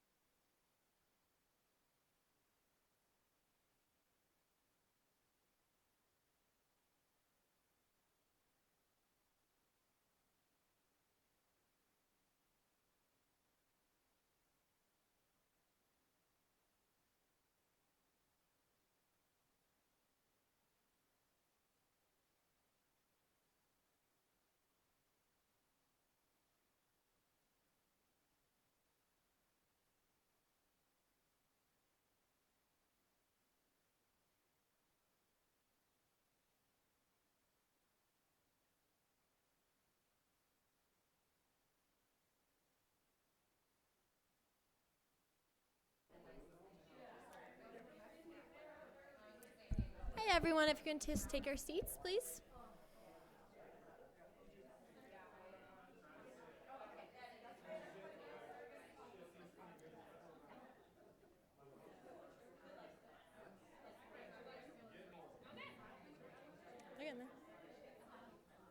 Ready to go? Okay. All right, we're going to start. Perfect. We're going to start our next presentation, so optimizing mobility and independent living with Duchenne muscular dystrophy. So thank you so much. Hello everyone, good afternoon. I'm Supreet Deshpande. I'm a rehab physician at Jett Children's. And this is Emily and Meghan. We are the fun team at the clinic. So we are here to talk about the fun things that we do with our kids. And I think we know a couple parents here. Oh, do I do it? Maybe. There it goes. Okay. So we're going to talk about the role of PM&R, because that's the most common question I'm asked. What do you do? So we'll talk about that. Contracture prevention, spine and hips, cognition, those are kind of the main things maybe I would like to focus on as a rehab physician today. And then we have a lot of fun stuff that Emily and Meghan are going to talk about. We have no disclosures. So what is PM&R? We are physicians who really work on function. You can call us the functional docs. We like to optimize functional abilities and quality of life of any person with whatever limitations are placed on them. It could be DMD or anything else. We do take a very holistic approach at, I don't like to call them my patient, my boys. And what do they have? What do we need to focus on? It could be school, it could be home, function. How do we just make life easier for them and their abilities to be able to do what they want to the best they can. And if I could get a t-shirt made, it would say teamwork, and I would wear it to work every day. That's kind of what we all rehab physicians focus on. We can't do our jobs without these guys and everyone else that we work with. And that's not leaving out the physicians that we work with. So some of the big things, contracture prevention. So anyone who's in our clinic knows we keep asking, are your boys walking on their toes? Do we need to put them in braces? So boys who have DMD tend to walk on their toes, and that is a compensatory mechanism that they use. It's because the kids with DMD usually get weaker more proximally, so closer to the body, both in their upper and lower extremities. And to compensate for them, they start going up on their toes. If we let them keep doing that continually, then they are going to get tight in their calf muscles over time. Do we want to brace them during the day? Probably not, because we don't want to make it more difficult for them to walk. They're doing that to help themselves to be able to walk. But we all kind of relax with our toes pointing down when we sleep, so we want to take advantage of the nighttime to give them a good stretch. And that's why we talk about putting them in braces. We want to do it when we start seeing them starting to walk on their toes. We start with the brace that's in the lower picture, more what's called a resting splint. It's harder to walk in those, but it does the job when these boys have pretty good range. As they start losing some of that range, they don't fit as well in those, and we have to get them a custom brace. It's not because they're going to walk in it, but they only just fit better in it. I usually say, let's start slow, get them used, have them wear it maybe one night a week, so when we really need it, they are not fighting it as much. We don't recommend doing surgical interventions to help improve the walking for some of the same reasons that Dr. Yauch just talked about. When they have a fracture, they do lose muscle mass because they have to be put in a cast. Similarly, if they have a surgery, they have to be put in a cast, they lose some more muscle mass. It's very hard for them to gain that strength back, so we don't recommend doing surgeries for improving function. We will do it if they're having some pain because they're so tight in their calf muscles, or some parents want it just more for cosmetic looks, and it gets easier to put a shoe on if the angle of the foot is in a better position. Those are the kind of the only times when we recommend doing surgeries. The best strategy, therefore, is to prevent contractures because we don't have a good means of actually giving them more range once they lose it. Other big thing is orthopedics, spine and hips. We do know that boys with Duchenne develop scoliosis, and it's very closely related to when they lose their ability to walk. They start having a curve in their back after that.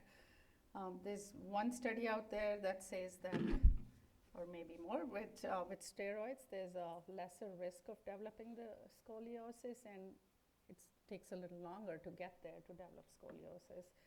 They even say to continue using the steroids even when walking has been lost, just to prevent that curvature in the spine from developing. Does the bracing help? It kind of just helps temporize, maybe prevent progression as fast, but it's not the treatment for the scoliosis. These boys will need a fusion. Some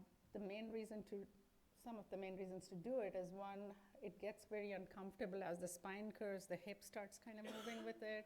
Sitting in a chair gets difficult. No matter how much we adjust the chair, they'll have pressure areas and they're uncomfortable.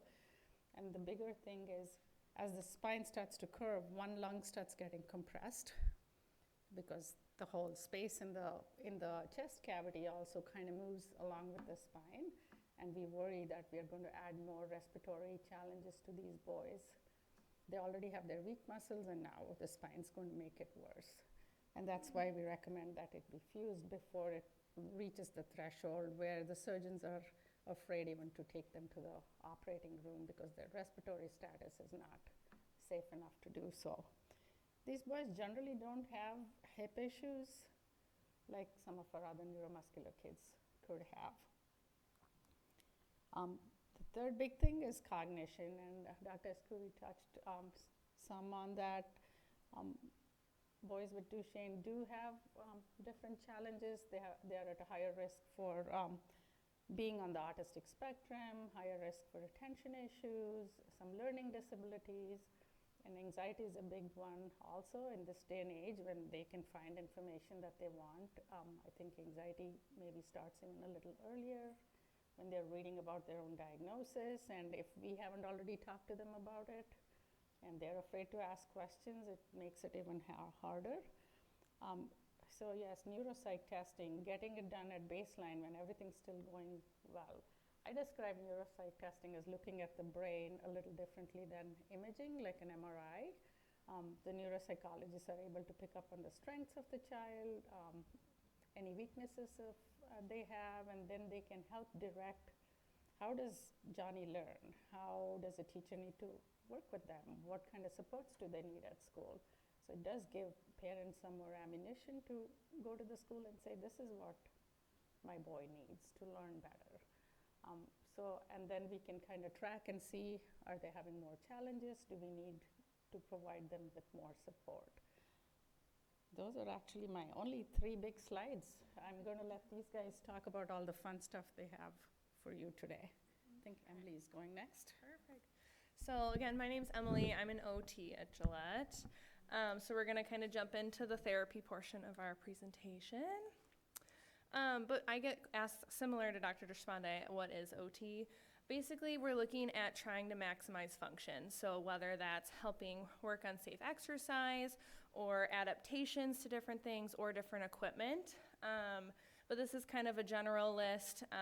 We'll look at a little bit of strengthening, but energy conservation, different activities between grooming, self-feeding, all the way to meal prep, money management, things like that. Adapting the environment. We also look at orthotics. Sometimes we'll see some elbow range of motion difficulties or things like any kind of robotic arms. So there's a lot of different options out. And then OT helps a lot with equipment. That's kind of what most of my presentation will be on, but we'll show that later. And then on to me, I'm Meghan. For those of you who don't remember from earlier, I'm a physical therapist. And Emily and I work really closely together in a lot of our work with our patients and on the team, but my role is a little bit different. I'm more thinking about optimizing movement and preserving energy in order to like decrease activity and participation limitations across the lifespan. So now with earlier identification of Duchenne, we're getting more referrals for that early gross motor development when the young individuals with Duchenne are still in their improvement phase of development. I help a lot with core and lower body strength and endurance, more maintenance. We talk a ton about energy conservation, like Emily mentioned, can work some on balance. A lot of assistance with recovery if there's an injury or surgery associated. I also help with equipment, not as cool of equipment as Emily, but we'll also talk about that. And then helping to adapt the environment to improve independence. So to start off, there's been a little talk already about limiting muscle damage and the importance of finding safe exercise. This can be through physical or occupational therapy, or it also can be just individually or with your school team. In general, what we like to focus on is high repetition, low resistance exercise. So essentially it's like the opposite of a bodybuilder, where they're trying to lift as much weight as they possibly can for as limited times as possible. So really pushing up and how much can I lift? How much can I lift? And I'm done. That's what we don't want to do. We want it to instead do 10, 15, 20 repetitions of a lower intensity exercise just to maintain the function of the muscle and not work it to the point of fatigue. Limiting eccentrics. Eccentric contractions are the control motion. So for example, if I was going to sit down on the floor in slow motion, that would be the control eccentric contraction, versus if I'm jumping, that would be the powerful concentric contraction. So the reason why eccentrics are important to avoid is because it's going to break up that muscle tissue faster. So you'll often hear marathon runners say they can't walk downstairs afterwards. That's because it's that eccentric contraction that's completely pooped out after they just ran a million miles. And then as far as avoiding the over fatigue, our kind of rule of thumb amongst our team at Gillette is that we kind of have this 24-hour rule. So it's okay to feel a little bit tired after activity or exercise, but as long as it's not sticking with you 24 hours later is when we know it's generally safe. I can't identify published research to prove and support that, but so far it's worked for us as a team, so it's kind of what we're sticking with. The other over fatigue things I share with parents and people with Duchenne to kind of look out for too is can they make it through their day, right? So you participated too much in gym class or at your job, et cetera, and then you're getting to dinner time and you can barely get food down because you're so tired. You can't make it till bedtime. That also is a big red flag that you probably overdid it. So just some tips and tricks that I tend to share with people. So I really like to push isometrics and functional positioning. So what that is instead of doing repetitions of a movement, you find a position that's going to safely make your muscles work, but in a lower level, less intense fashion. So some examples that I give for somebody who still is able to walk, that tall kneeling position I really love. It's an alternative to just sitting all the time. And when you're up on your knees, you're using your tummy muscles and your hip muscles in that safe isometric way that is just allowing those muscles to keep work and not be lazy, but also not going to make them super tired and risk that muscle damage that we were referring to. A position I like for people of all ends of the disease spectrum is the laying on your stomach. So whether you're just laying flat on your stomach, like the first picture, that one is going to keep all those muscles that like to get scrunched up and tensed up nice and stretched out, which is wonderful. And then if you can push up a little bit through your arms, helps keep those neck muscles and those upper body muscles nice and strong and preserve the strength in those muscle groups as well. That segues me into the stretching with focus on the flexors. what Dr. Deshpande mentioned about contracture prevention is we really try from an early age, right at receiving the diagnosis of Duchenne, to talk about incorporating stretching into your daily routine, just like other activities you have to do, such as brushing your teeth. That's my favorite one. So, you know, you have to brush your teeth twice a day or you'll get cavities. So twice a day, while you still can stand, do your standing calf stretch, you know, to help maintain that range of motion and preserve your function.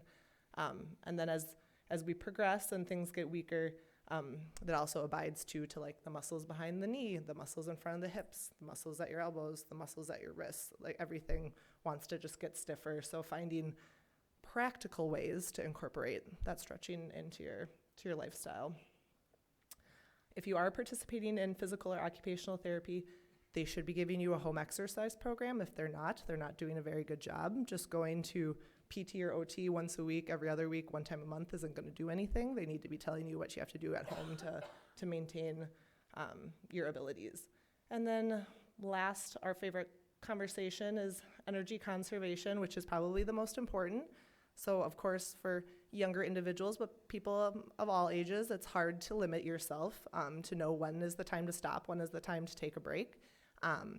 You know, an example I just had with a friend in clinic last week is he's having a really hard time giving up the stairs at school, even though it's really, really hard for him. And we had to talk a lot about, you know, the risks he's doing to his body by choosing to take the stairs unnecessarily versus using the elevator, and how that really can impact him. And I understand from, you know, social perspectives and things like that, how it's definitely a conversation, but just having the conversation is kind of the point I'm making of finding ways to limit that energy expenditure from point A to point B in order to save it to participate in point B at your fullest, most maximal and best potential is what we care about the most. Okay, so on to a little bit of a plug on pool work too, which was already mentioned earlier, but we love water as an excellent and safe environment for exercise. And again, this does not have to be through formal physical or occupational therapy. This also can just be recreationally, and we really push for people who have been participating in pool formally to find a way to do it recreationally. So as a part of therapy, we really try to make it functional, and there has to be like a goal related to it, whether it be, you know, endurance or maintaining standing or, you know, working on improving upper body strength for feeding, etc. But then trying to find ways to then send you out into the community and find a successful way to carry it over and implement it, which we understand can be challenging in some people's environments from a cost perspective and a location perspective if there's an accessibility perspective. But that's just our long-term goal. And then last, we always like to put in a plug for episodic care of therapies. So at Gillette, we really like to promote periods of therapy and breaks from therapy because research has shown that people with lifelong disabilities and diseases tend to get over-therapized, and it really does affect quality of life and their ability to have time outside the medical world. So we really promote coming to therapy at times where you have specific goals or home programs need tuning up, or maybe you're experiencing a more rapid loss of function and you're not really sure why, or having increased pain, or need a new piece of equipment. All great times for therapy. But we don't want to just keep doing therapy just to do it, just to say that you're doing it, right? Because it's really important to learn the tools and strategies and then take them out into the world and try them on your own. With that being said, we obviously know there's periods of times where these episodes of care might be a lot longer than other periods of time. So again, depending on life circumstances, an injury, a fracture, you know, an unexpected loss of function, et cetera, we might see more of a longer episode of care versus if we're just like tuning up our home program or have some accessibility questions, things like that. Okay, now on to all of Emily's really cool equipment stuff. Okay, so this is a list of what OT can evaluate for and give recommendations for equipment. Typically, we're looking to get funding through insurance, and then if it's not able to be funded through insurance, we use like options like waiver funding, grant funding. But typically OT is looking at something that's important to you. So if that's improving safety with bathing, if it's improving feeding skills, being able to play video games, we're looking at all that kind of thing. So we do shower chairs, toilet chairs, wheelchairs, and medical strollers to help with mobility. That also helps with the energy conservation. We also look at wheelchair accessibility, which I'll touch on more a little bit later, but that's the ability to be able to still use your wheelchair. So let's say you're starting to struggle to be able to propel your manual wheelchair. Well, there's options for us to look at for you to continue to be able to do that. Or if you're struggling accessing your joystick, then we can look at other joystick options. We also do hospital beds and then different positioning equipment for your bed and then different splints and robotic arms. So just a little plug, all of the equipment, I'm sure there's a lot of other options out there. I just kind of picked a couple to show you. So these are some of the different options to help with doing daily activities. So the top one, that Obi, is strictly for feeding, which I have a video, but it helps with being able to independently feed. So once you're set up, you can use a switch, 2 different switches, and then it helps bring food to your mouth. So you don't have to rely on a caregiver. Or let's say like you can do like 5 bites and then you get really tired, or you need something for your elbow to support you. This helps you to be able to sit up, have conversation with families, and keep being able to feed yourself.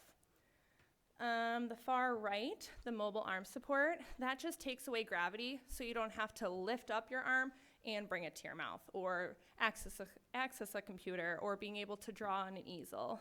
And then the bottom is a robotic arm, which is fairly new, and I actually got to see it a couple weeks ago. It's really cool. I'll show a video of that as well. But it's just using your joystick, and then it can pretty much do anything from writing, typing, opening up a fridge door, grabbing a glass of milk, and being able to pour it yourself. So this is that Obi feeder.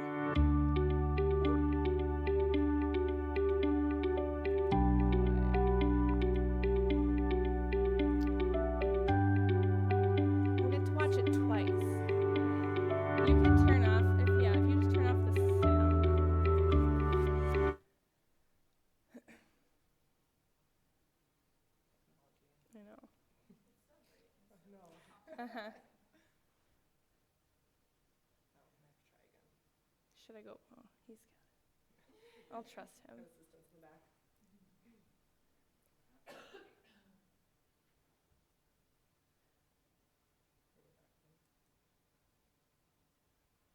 Can you? Okay. So you can use any kind of switch. So even if you just have finger movement, or you can move your whole arm to use the switch, there's 2 switch options. So one scoops the food and brings it to your mouth. The other moves it to the different bowls. So you can kind of pick what you want. And it doesn't have to be like yogurt, applesauce. Like I've had patients use it with cheese sticks, or like beef sticks, blueberries, and there's like popcorn.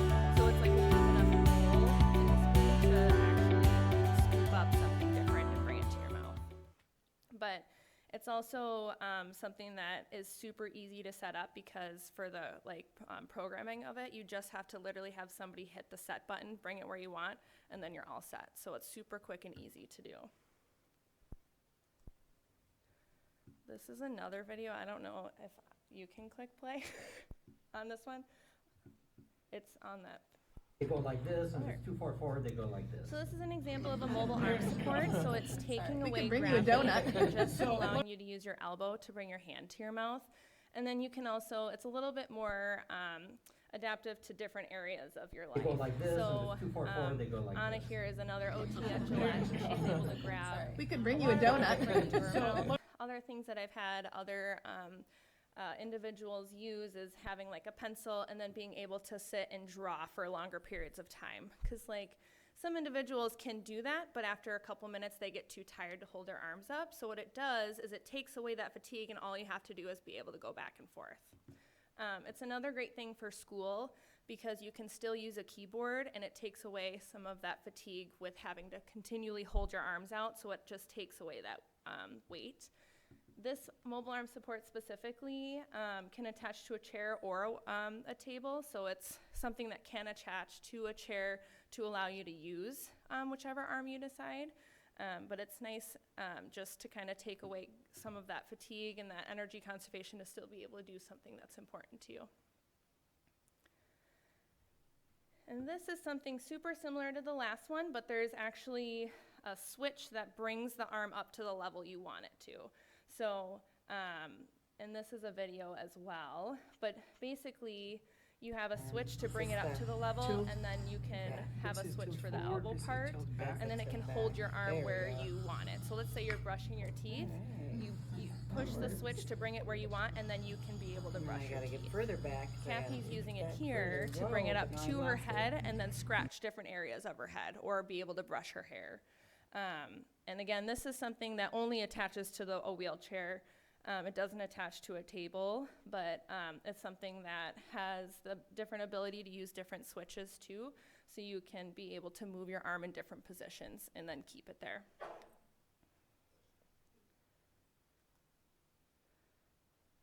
Maybe. Oh, there we go. And then the last one, I won't play this full video, but because it's pretty long, but this is the robotic arm I was talking about. So this is something that you have to have a power chair to be able to use, but it attaches to the power chair, and then you use whatever driving method, if that's a joystick or whatever, or switches or a head array, whatever you're using to drive your power chair, you use to operate the arm device. So basically, it's fully robotic, and it has all these different joints to be able to open and close the hand, move the wrist, move the elbow, and all that different kind of stuff. But this is a good video that shows different people using it in different stages of their life. But it can help open doors, it can help give access to different, like be able to get things from the floor if you drop it. But it's pretty cool. And then as far as insurance coverage goes, this is a very new device. So far they've had pretty good success with Minnesota MA with the funding of this. It does usually go through a few denials first, but the company is really devoted to having insurance cover it because, one, it is such an expensive piece of equipment, and because they just feel really passionately about the doors it can open for people that struggle with being able to just pick up something they drop off the floor or opening the fridge door like this. So I'll let it play for a couple more seconds and then we'll move on.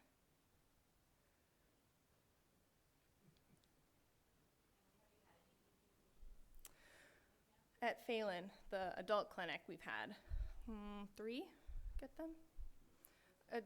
What?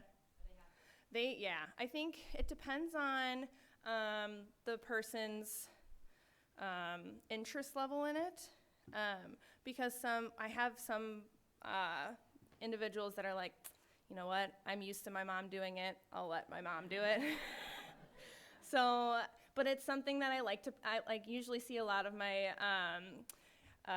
guys every 6 months, so I try to put that plug in every 6 months because, a lot of our guys don't like something the first time we see it, and so that's why every time Meghan and I see them, it's like, hey, remember we talked about this last time. Do you still like being fed by mom, or do you want to try something different? And if they're willing to try it, it goes pretty well, but I think it's kind of intimidating. The one nice thing when I saw this too is it folds all the way back and it can fit behind the battery of your power chair. So it's not something it mounts in the front and you use it, but then the person driving it and using the thing can go all the way back behind their chair. So it's out of the way, because a lot of people, especially at school, they're like, I don't want kids pulling on this, wanting to play with it, so it can kind of get out of the way, which is really nice. That we're both trying to be better about is starting conversations about various equipment earlier to kind of prevent the getting used to factor, right? So, talking about things before we're used to somebody else doing it for us or used to things the way they are. Okay, so my next kind of area of equipment that we do in OT is different positioning equipment for sleep. So In our wheelchairs or different seating options, we're looking at getting them sitting really nice. We're, accommodating for different tightness and things like that. And then we're just throwing them in bed and hoping they, are comfortable. So what I found with a lot of our patients with DMD is they're having a ton of pain. They struggle, like if there's contractures at the hips or the knees, they're struggling laying on their back. So it's just really uncomfortable because of those contractures. And so there's a lot of new equipment that's come out in like the last 5 years that helps with positioning during sleep. So there's a bunch of different companies that do this, and it's really individualized to each person. So the way we do it is we come in and we try it, and they actually get to take it and sleep with it for a couple nights to see if they even like it, because it is different. So it's something you'd have to get used to. But we look at different pillows, different like positioning things to help give them the support they need where their body needs it. And these are just two examples. So my patient on the left has those, you can see the ankle contractures, the knee contractures, and so we're building up underneath it and then aligning those knees to help with hip alignment, knee alignment, and then also just decreasing some of that pain at those hips and knees and allowing him to sleep on his back. Because then what helps with that is it helps open up our chest, our ability to breathe a little bit better overnight. And these are just two different versions of the equipment.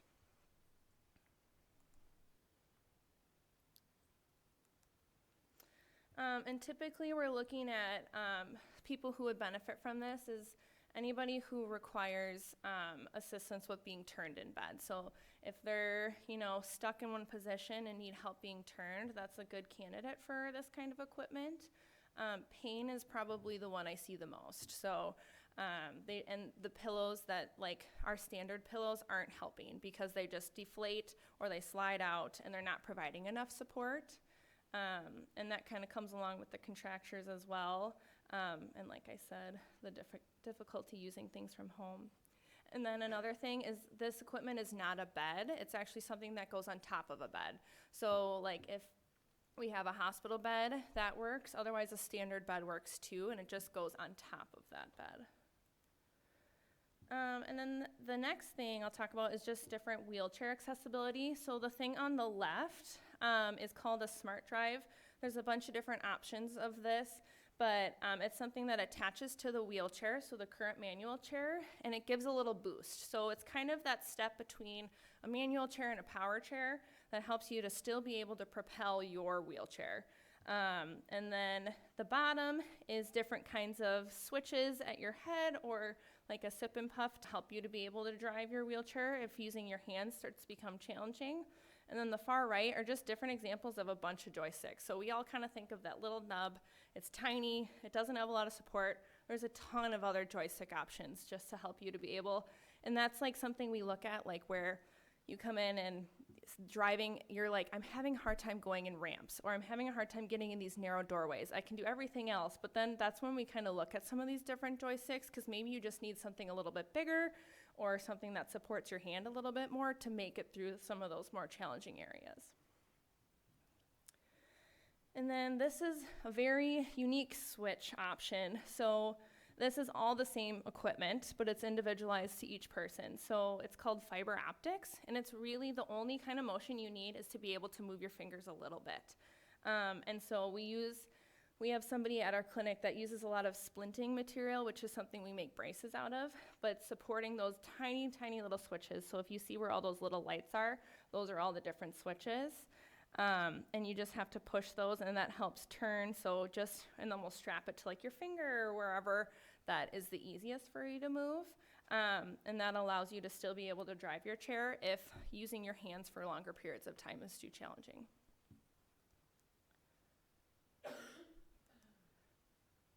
Can you hit play on that? Thanks. So this is the example of the Smart Drive. And it's something that this one can be removed on and off.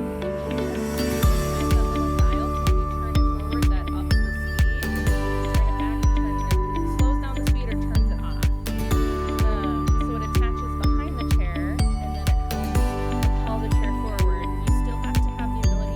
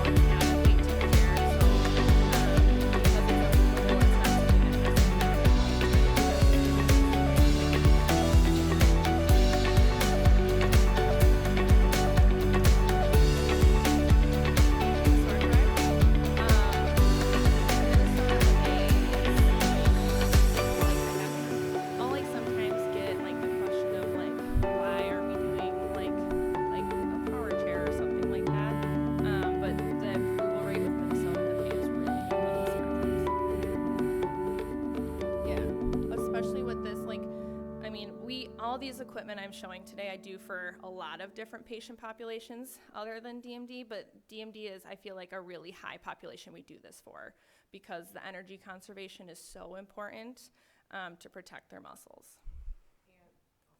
Yeah, So go for might it. as well chime in. Yeah. And I will say, I know we have Wisconsin people here too, so we don't want to leave you guys out, but we know that that things are more challenging. Like we work with, being in St. Paul, we work with a lot of people across the river, and we know that things are a lot more challenging with Wisconsin insurance, but you will not meet somebody that will say no or won't try, and sometimes it takes lots and lots and lots of appeal letters, but normally we can get the job done. Can't necessarily say with the things Emily's attesting to, but as far as the PT equipment, it takes some energy, but normally we can get there. So, and then, like I said before, my equipment isn't nearly as cool or exciting as Emily's, but we help with ambulation aids, not commonly used for people with Duchenne because you have weakness in your arms too, so pushing or pulling a walker is not gonna help preserve your energy. It's just gonna make you more tired, but they are used sometimes like after like a fracture if you're trying to get back up on your feet or something like that. I'll spend a lot of time talking about standers, preaching on that a little bit. Wheelchairs I won't go into too much because Emily did a wonderful job talking about the different access methods, which is more of kind of the interesting piece to it. I will say that when it comes to wheelchairs for people with Duchenne, the greatest struggle we're having right now is that in-between phase when we're still ambulatory, but we need something for energy conservation, long distances, and propelling a manual wheelchair is not helping with that. Then we're kind of struggling with that gray area, but I think that more discussion on the power assist moving forward might be a good thing that we're trying to push more in the future. I'll touch a little bit on special needs car restraints. And then one big thing I just want to mention about lifts is I'm sure most people are familiar with the Hoyer lift. It's got the big pump. They're huge. They're cumbersome. Nobody likes them. However, there's something insurance will pay for somebody who is over 35 pounds and needs assistance for transfers. And I always like to tell caregivers that you have to be take care of your body just like you're taking care of your loved one's body. And although sometimes it's faster and easier just to scoop and lift, we do need something. I say, you know, even if you're taking away like 50% of your lifts by using the hydraulic or Hoyer lift, half the time, think about how much, body preservation you're doing for yourself over the lifetime. So just a plug. They're super easy. They're not like other equipment that takes forever to get. All it is order from a doctor, and your vendor brings it over to your house. So if there's storage space somewhere, if you get injured, it's a nice thing to have. It's really important to think about your back health and not just helping your loved one. Okay. So standards, like Dr. Yauch talked about, obviously bone density is something that's a concern for people with Duchenne. I think the greatest issue with standards is that we're not using them early enough. So by the time that somebody has lost the ability to walk or is barely standing, oftentimes their contractures are too significant to be able to use a stander or tolerate a stander because it's too painful. And then by that point too, they're already starting to have those bone density issues. So we're trying to be better about pushing people to use standers while they're still can walk some and stand some. So if you think about an average person, how much of your day you spend standing and thinking about somebody who may be losing the ability to stand or walk, although they can weight bear, it tends to be for really brief periods of time, not that nice prolonged standing. The issue with that is, again, the insurance question, and then also how long it takes for it to get through insurance and to get you the stander. So I definitely encourage families to get on like the special needs equipment group on Facebook, reaching out to local donation places. I have a nice long laundry list because these sit-to-stand standers that you see at the bottom left, people are always trying to get rid of it because eventually you don't need them anymore and they are big. So encourage for that. And then also school. If you're getting with your PT team at school and they're kind of looking for suggestions or ways to incorporate, activity into your day, trying to do a class that maybe your classmates spend standing, like a science class or something like that in a stander, or during DAPE, like during your adapted gym. Awesome times. That's a great thing to give school as homework. And then that leads into the standing power wheelchair, which is really what our gold standard is now for power mobility for people with Duchenne. The greatest limitation, again, is the contractures, so not being able to tolerate it because your knees are too stiff or your feet are too pointed down and turned in. So another really good reason to maintain that range of motion is so that you can use a standing power wheelchair, because it just opens the world up so much more for access, and then also your health too, your bone health, your lung health, all that good stuff. One last thing is that there is insurance issues with getting a regular stander and then trying to get a standing power wheelchair. So just making sure you're having that conversation too with your team and who's ever helping you, that we have to be a little bit careful with that also. Cool. Then my last slide. There we go. So this tended not to be something I talked about really with Duchenne previously, but it's coming up more now that there's special needs car seats that can turn and rotate. I've had families with younger kids talk about how like climbing up into the car and getting positioned in their car seat and things like that are challenging at a younger age with earlier diagnosis. So that's why I bring this up today.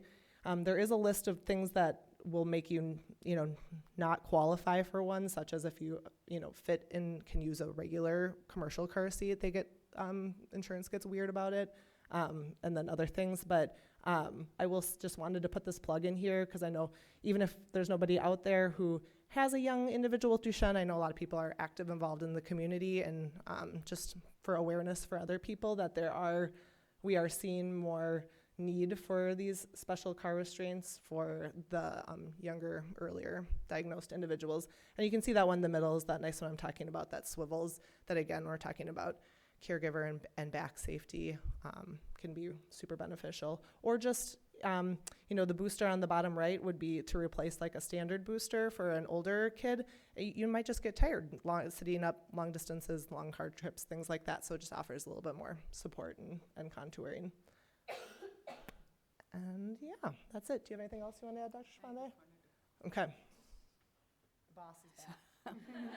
I am nobody's boss, but I just wanted to say we are really fortunate to work at Gillette, and we have a very comprehensive team to help with these boys. We have every specialist we need, so we don't have to really struggle too much. Few things I wanted to say. The community therapists that your children are involved with may not be as savvy with what they should or shouldn't do with the Duchenne boys. And these guys are always happy to talk to the school therapists or anyone else that's taking care of your kids too. And so are we, to give them direction as to what should or shouldn't be done. We always harp on do this, do that, don't forget to enjoy your boys. Things are going to change as they grow, and it's never your fault. Just do the best you can.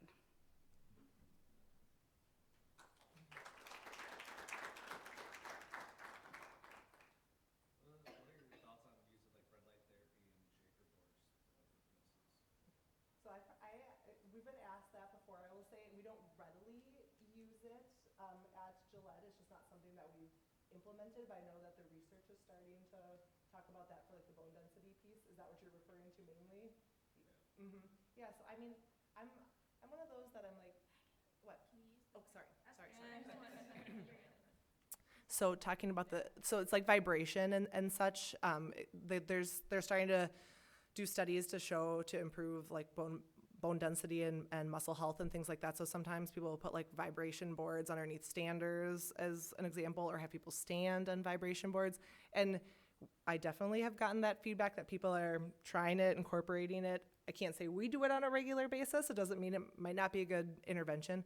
I'm always kind of the type of thought process that like, if it's not going to harm anything, might as well give it a try, right? But unfortunately, in therapies specifically, and then with rare disease on top of it, research is so poor just because and then add pediatrics on top of that too, that it's hard to push for something that we don't have a lot of oomph behind. And I will say that, like, you know, I would just be happy if somebody used a stander, let alone put a vibration board underneath it. So I also am kind of like, you know, pick and choose too, but that's a good thing to bring up. Anything else? Okay.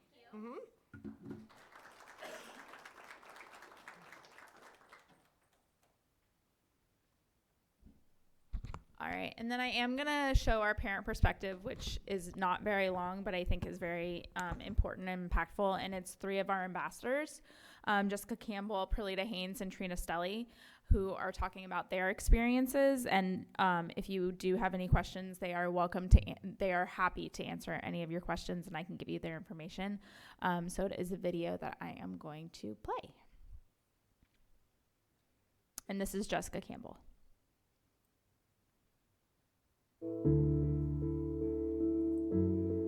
Y'all, I am Jessica Campbell, and I'm from Hendersonville, North Carolina, just outside of Asheville. I have 2 children because often, I say 2 because I often leave out the youngest one. Javon is our oldest. He's 16. He was diagnosed with Duchenne at the age of 8. After many years of us asking for answers. Why is he not running as fast as the other kids? Why is he not jumping? Why can he not keep up? Blah, blah, blah. It was at the age of 8 following a late night Google search in which we stumbled across the Gower sign, which led to the letter to the doctor, which led to the referral to the neurologist. I would say I was angry for a good 2 years. I hated the world and everybody in it for not helping us, for not giving any support. We were handed a diagnosis, actually not even us. His father received a phone call, said, hate to tell you this, here's the diagnosis, steroid or nothing. There was no follow-up call. There was no here's resources. All we knew was Google. And y'all know Google, right? It's the worst of the worst. You'll have a headache Monday and you'll lose your big toe by Friday. So, yeah. So after moving through some of those emotions, anticipatory grief, what the heck even is this DMD, finally got out of my own way, utilized social media for the positives, and found DMD Moms, where I've crossed paths with several of you, found the Jett Foundation, found Porch Night. And the first Porch Night, I stayed off screen. It was in, like, the pandemic world kind of just started, and I guess that's kind of what allowed me to slow down and explore this journey. Got on Porch Night, turned my camera off, muted, and I remember thinking, how in the world do these women do this? How do they retain all this information and keep moving forward in life? How do they even like each other? Like, where do they find humor? How do you get back to the old you? Who's the new you? Who am I as a mother if I'm still feeling this way and here they are living their best lives? So I jumped on the next one, and then the next one, and then I started to find my voice, and then I started to hear tips and tricks, and hey, ask your doctor this, and maybe this. And now I just go into the doctor and say, hey, listen, I'm really not trying to step on your toes. I'm trying to plan for the future. You're trying to get through today. I need A, B, C, and D.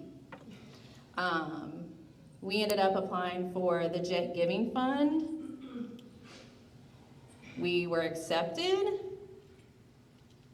We had our first fundraiser, and COVID shut the world down. Like, shut it down.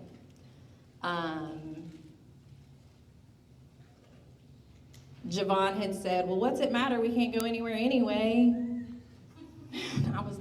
like to leave the house sometime to do something. Got this massive wheelchair. We were using ramps to like put it in the back of the van while transferring him. He's a growing boy. We all know, you know, it's not safe.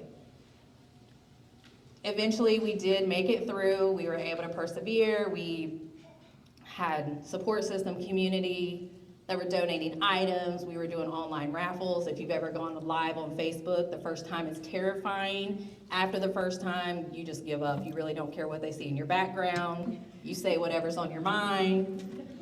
You get what you need. So we made it. We got the van in July, and Javon was accepted into a clinical trial by that October. So regardless of how I feel about Duchenne, there's still positives in the world, and it does all fall into place. So here we are now, all these years later.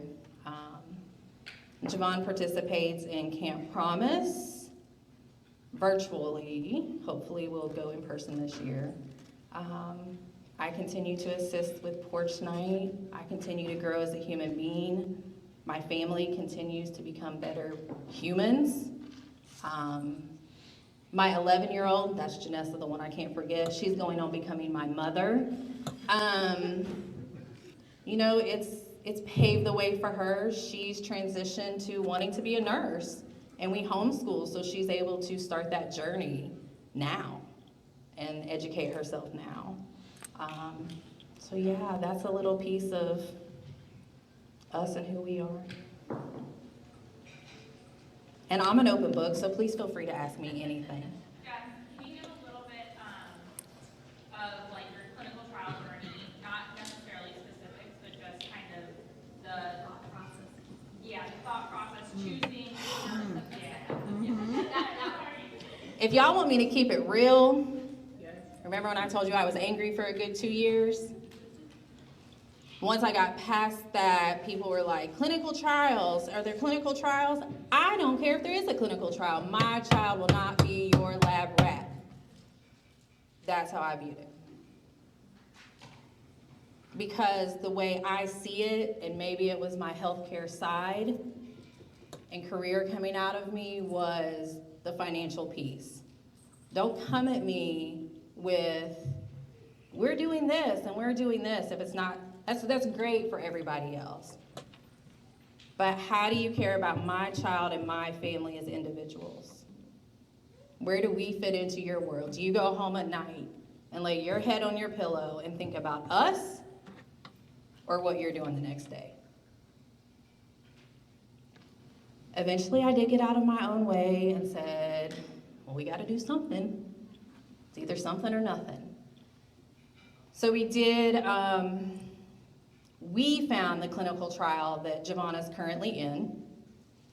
We found that his neurologist was not sharing all the options with us as far as clinical trials go, only those in which they were taking place at their site, at their location.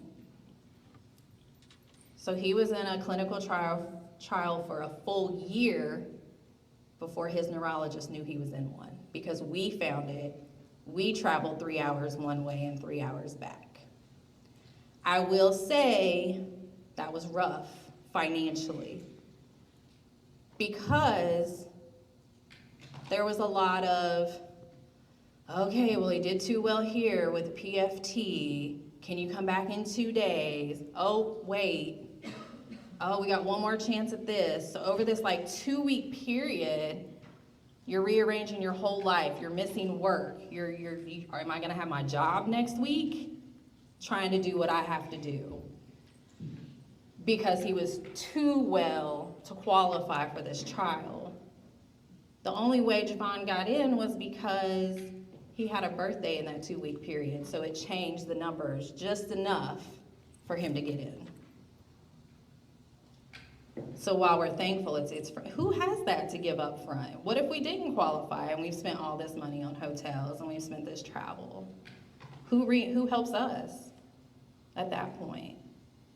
How do we make it easier for families?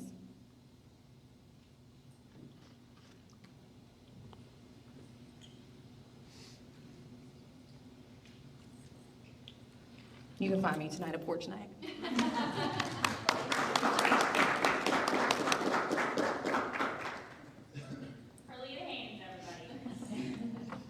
Hello, thank you. I'll give you a little bit about my background, and I live in Hershey, Pennsylvania, a little town outside of Hershey called Lebanon. I have 3 sons, 23, 21, and 16. And Levi, my 16-year-old, is in 10th grade. And he's an amazing, very stable, a little quirky Duchenne young man. He was diagnosed at 2, very similar to other families in the audience, wasn't meeting his milestones. And my brother, who was a medical student in Philadelphia at the time, came home from a break and he said, you know what, Levi's not running, he's not jumping. And he was a medical student, but he knew this, and he said, you need to go to the doctor and figure some things out. So he didn't know muscular dystrophy, he just knew that his nephew wasn't doing the things that a 2-year-old should be doing.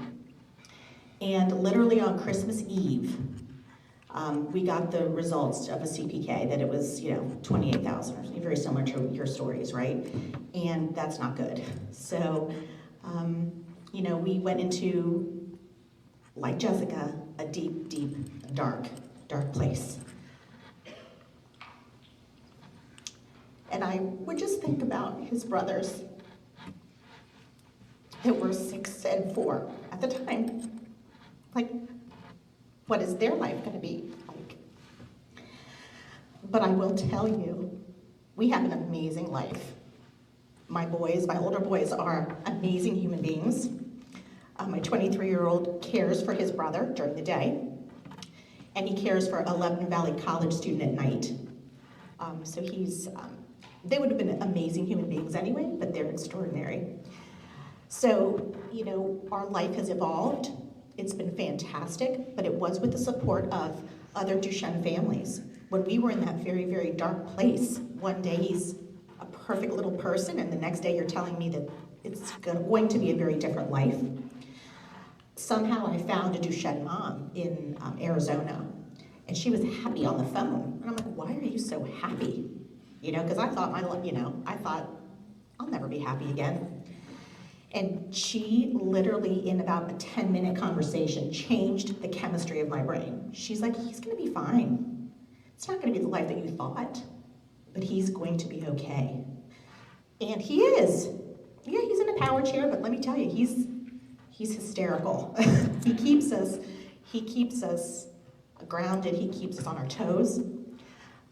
And during this journey, we have found many organizations that have really supported us. We support them all. I love them. We go to conferences with PPMD, but the one that struck me the most is the Jett Foundation, because they give back to us when we need it, right? Yes, we need research. We get that.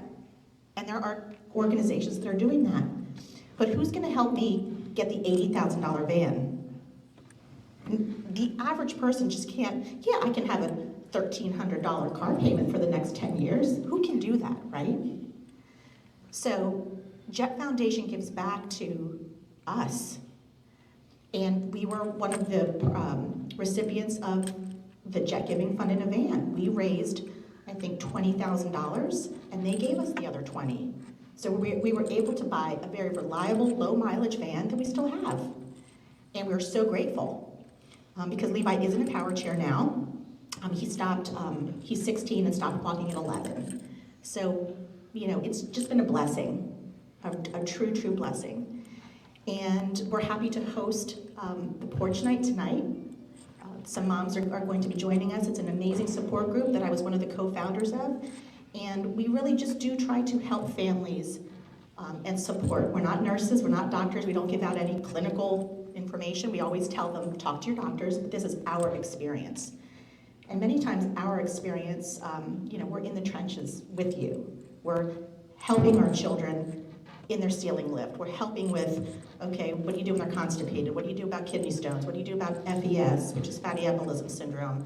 How do you transition from ambulatory to non-ambulatory? These are a lot of things that we have some experience in. But we also, I go to a Danielle, whose son's 24.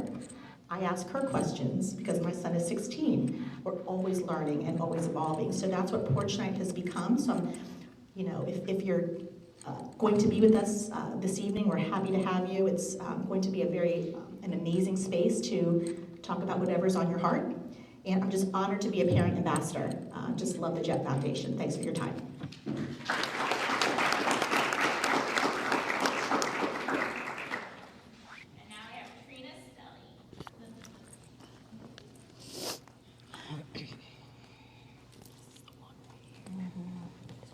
Okay, I'm a quiet person, so I'm going to try to see if you can hear me. But you know those infomercials where they always say, but wait, there's more? Well, that's pretty much how our journey has been. So I live in a small town in South Louisiana, like we're in the middle of nowhere. No one even knows where we are on the map, and no one can say the name of our town. But I have 3 children. My oldest is, he's about to be 21. My son Austin would be 19, and I have a daughter who is 15. So our journey began probably around 12 years ago. We had a 7-year-old, a 5.5-year-old, and a 2-year-old. My boys were only 18 months apart. And I started noticing that my middle son was not doing things, like we had just went through this. He was not doing things like his brother had done. I had my suspicions early on, but our pediatrician would say, well, some kids just develop later than others. And being that he had a sibling that was close to his age, they would kind of like work together. So like his sibling would do stuff for him so where he didn't have to do it. And then my daughter came along and I'm like, okay, things are really not right. So he started school and he was having trouble going up and down the steps and climbing up the stairs to the school bus. So I took him to the pediatrician and I said, I think there's really something wrong and I need you to just check on it. So she was on the 2nd story, so she had us go up and down the stairs. He went up 2 stairs and she told me to pick him up. So right then and there, I'm like, okay, there's really something going on. So we went back to her office and she said, I think this is what he has, but don't go home and Google it. Well, that was the first thing I did. I went home and I Googled it. So I'm like, I've got to know what's going on. And she checked his CK levels and they came out to 29,800. So at that point in time, we pretty much knew what it was. She sent us to a neurologist. We did the genetic testing. It took about 6 months to come back. And it showed that he did have Duchenne muscular dystrophy. We have no family history. We never heard of this word before. They had me checked. I'm the only girl in my family. I only have brothers. And I found out then and there that I was a carrier. They said I was going to be fine. Carriers didn't have symptoms. Everything was going to be okay on my end. But when I asked, what can we do for my son? They said, there's nothing. You can take him home and love him, and there's nothing. And I, like Perlita and Jessica, I was like very upset. Our world just crashed underneath us. And I'm like, how can they say that? He's 5.5 years old. How can you tell a parent, take your child home and love him? Obviously, we're going to love him. That's what we do. We're parents. But that's not all we're going to do. So then Google became my friend. And I spent many nights researching and trying to find doctors and hospitals and cures. And then I found out none of those things existed. We didn't have the specialists that were familiar with Duchenne. We didn't have treatment options, and there was no cure. So then Google, again, led me to find organizations like Jett Foundation and PPMD and Centers of Excellency for Duchenne. So we started traveling to Cincinnati Children's Hospital, and we did that for many, many years. And then COVID hit. So we had to miss an appointment. So instead of going every 6 months, it was like, I think a year or maybe 15 or 16 months before we were able to go back. And I knew things were starting to decline. I fully went to this appointment expecting that Austin would need daytime ventilation. I wish that would have been the case. We were given options to where Austin had reached the end of his journey, and he was going to have to go home on hospice, or he was going to have to get a trach. So he was very brave, I'm sorry, and we let him take control, and he made his own decisions. And he passed away in 2021. God, he was such a beautiful boy. And you think that would be the end of our journey, right? Because he paid the ultimate sacrifice. Our family paid the ultimate sacrifice. But that was not it, because during those times, we found out my daughter, when she was 5 years old, started having the same symptoms. I'm like, there is no way. They told me this cannot happen. She wouldn't be having problems. Well, sure enough, she was. So I took her to the pediatrician again. By this time, she's probably like, oh my God, this lady is crazy. Can you just leave us alone? We checked her CK levels, and they were elevated. So then we had the genetic testing done, and she did have Duchenne muscular dystrophy. So over the years, we had to manage her care along with her brothers, and it's been a wild ride. So then now you're dealing with 2 kids with Duchenne muscular dystrophy, but one of them is a girl, and the doctors don't think that girls can have this. So it added a lot of difficult aspects to our lives. But anyway, she had her first cardiac MRI at the age of 13, and she already had fibrosis. And in December of this past year, at the age of 15, she had to have a cardiac surgery, and now she has an implanted loop recorder. So our journey has shifted over the years from trying to save her brother and help other boys with Duchenne to now it's about girls with Duchenne. Like, they can be having symptoms, they don't have the support. Doctors are still thinking that, okay, they don't have these problems, it's all in their head, or it's just stress, or they're trying to seek attention. So over the years, we're starting to try to bring awareness, because there are so many of us out there that could be undiagnosed or suffering in silence because the world doesn't know that they exist.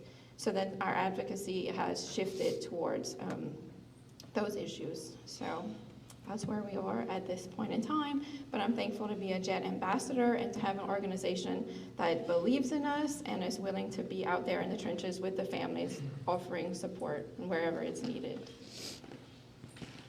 Thank you.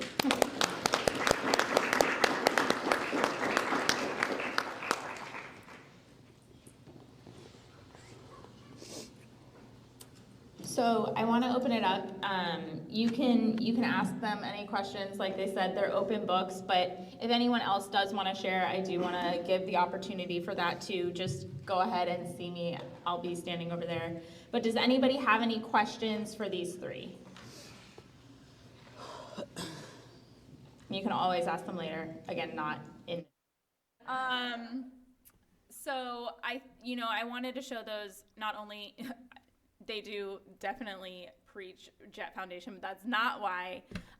They are extremely good advocates for their sons and their daughters, and I think I'm gonna cry because it's really they are incredible human beings, and they want to help everybody around them. So if you do have any questions, I have their emails and phone numbers, and they're happy to talk.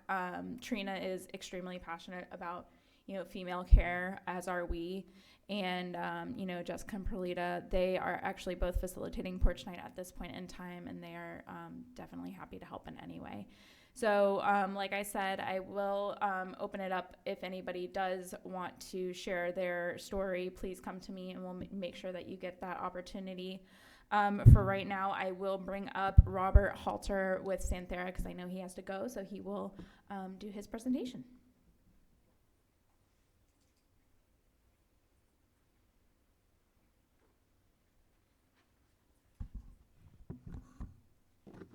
All right, thanks for having me, everybody. I'm Rob, I go by Rob. I'm a pharmacist. I'm in the medical affairs department with Santhera. And Santhera is bringing a new steroid to the market, hopefully, in October. So how many in this room have heard about vamorolone? Okay, a few people, great. So that's what we're gonna be talking about today. Okay, if I can, there we go.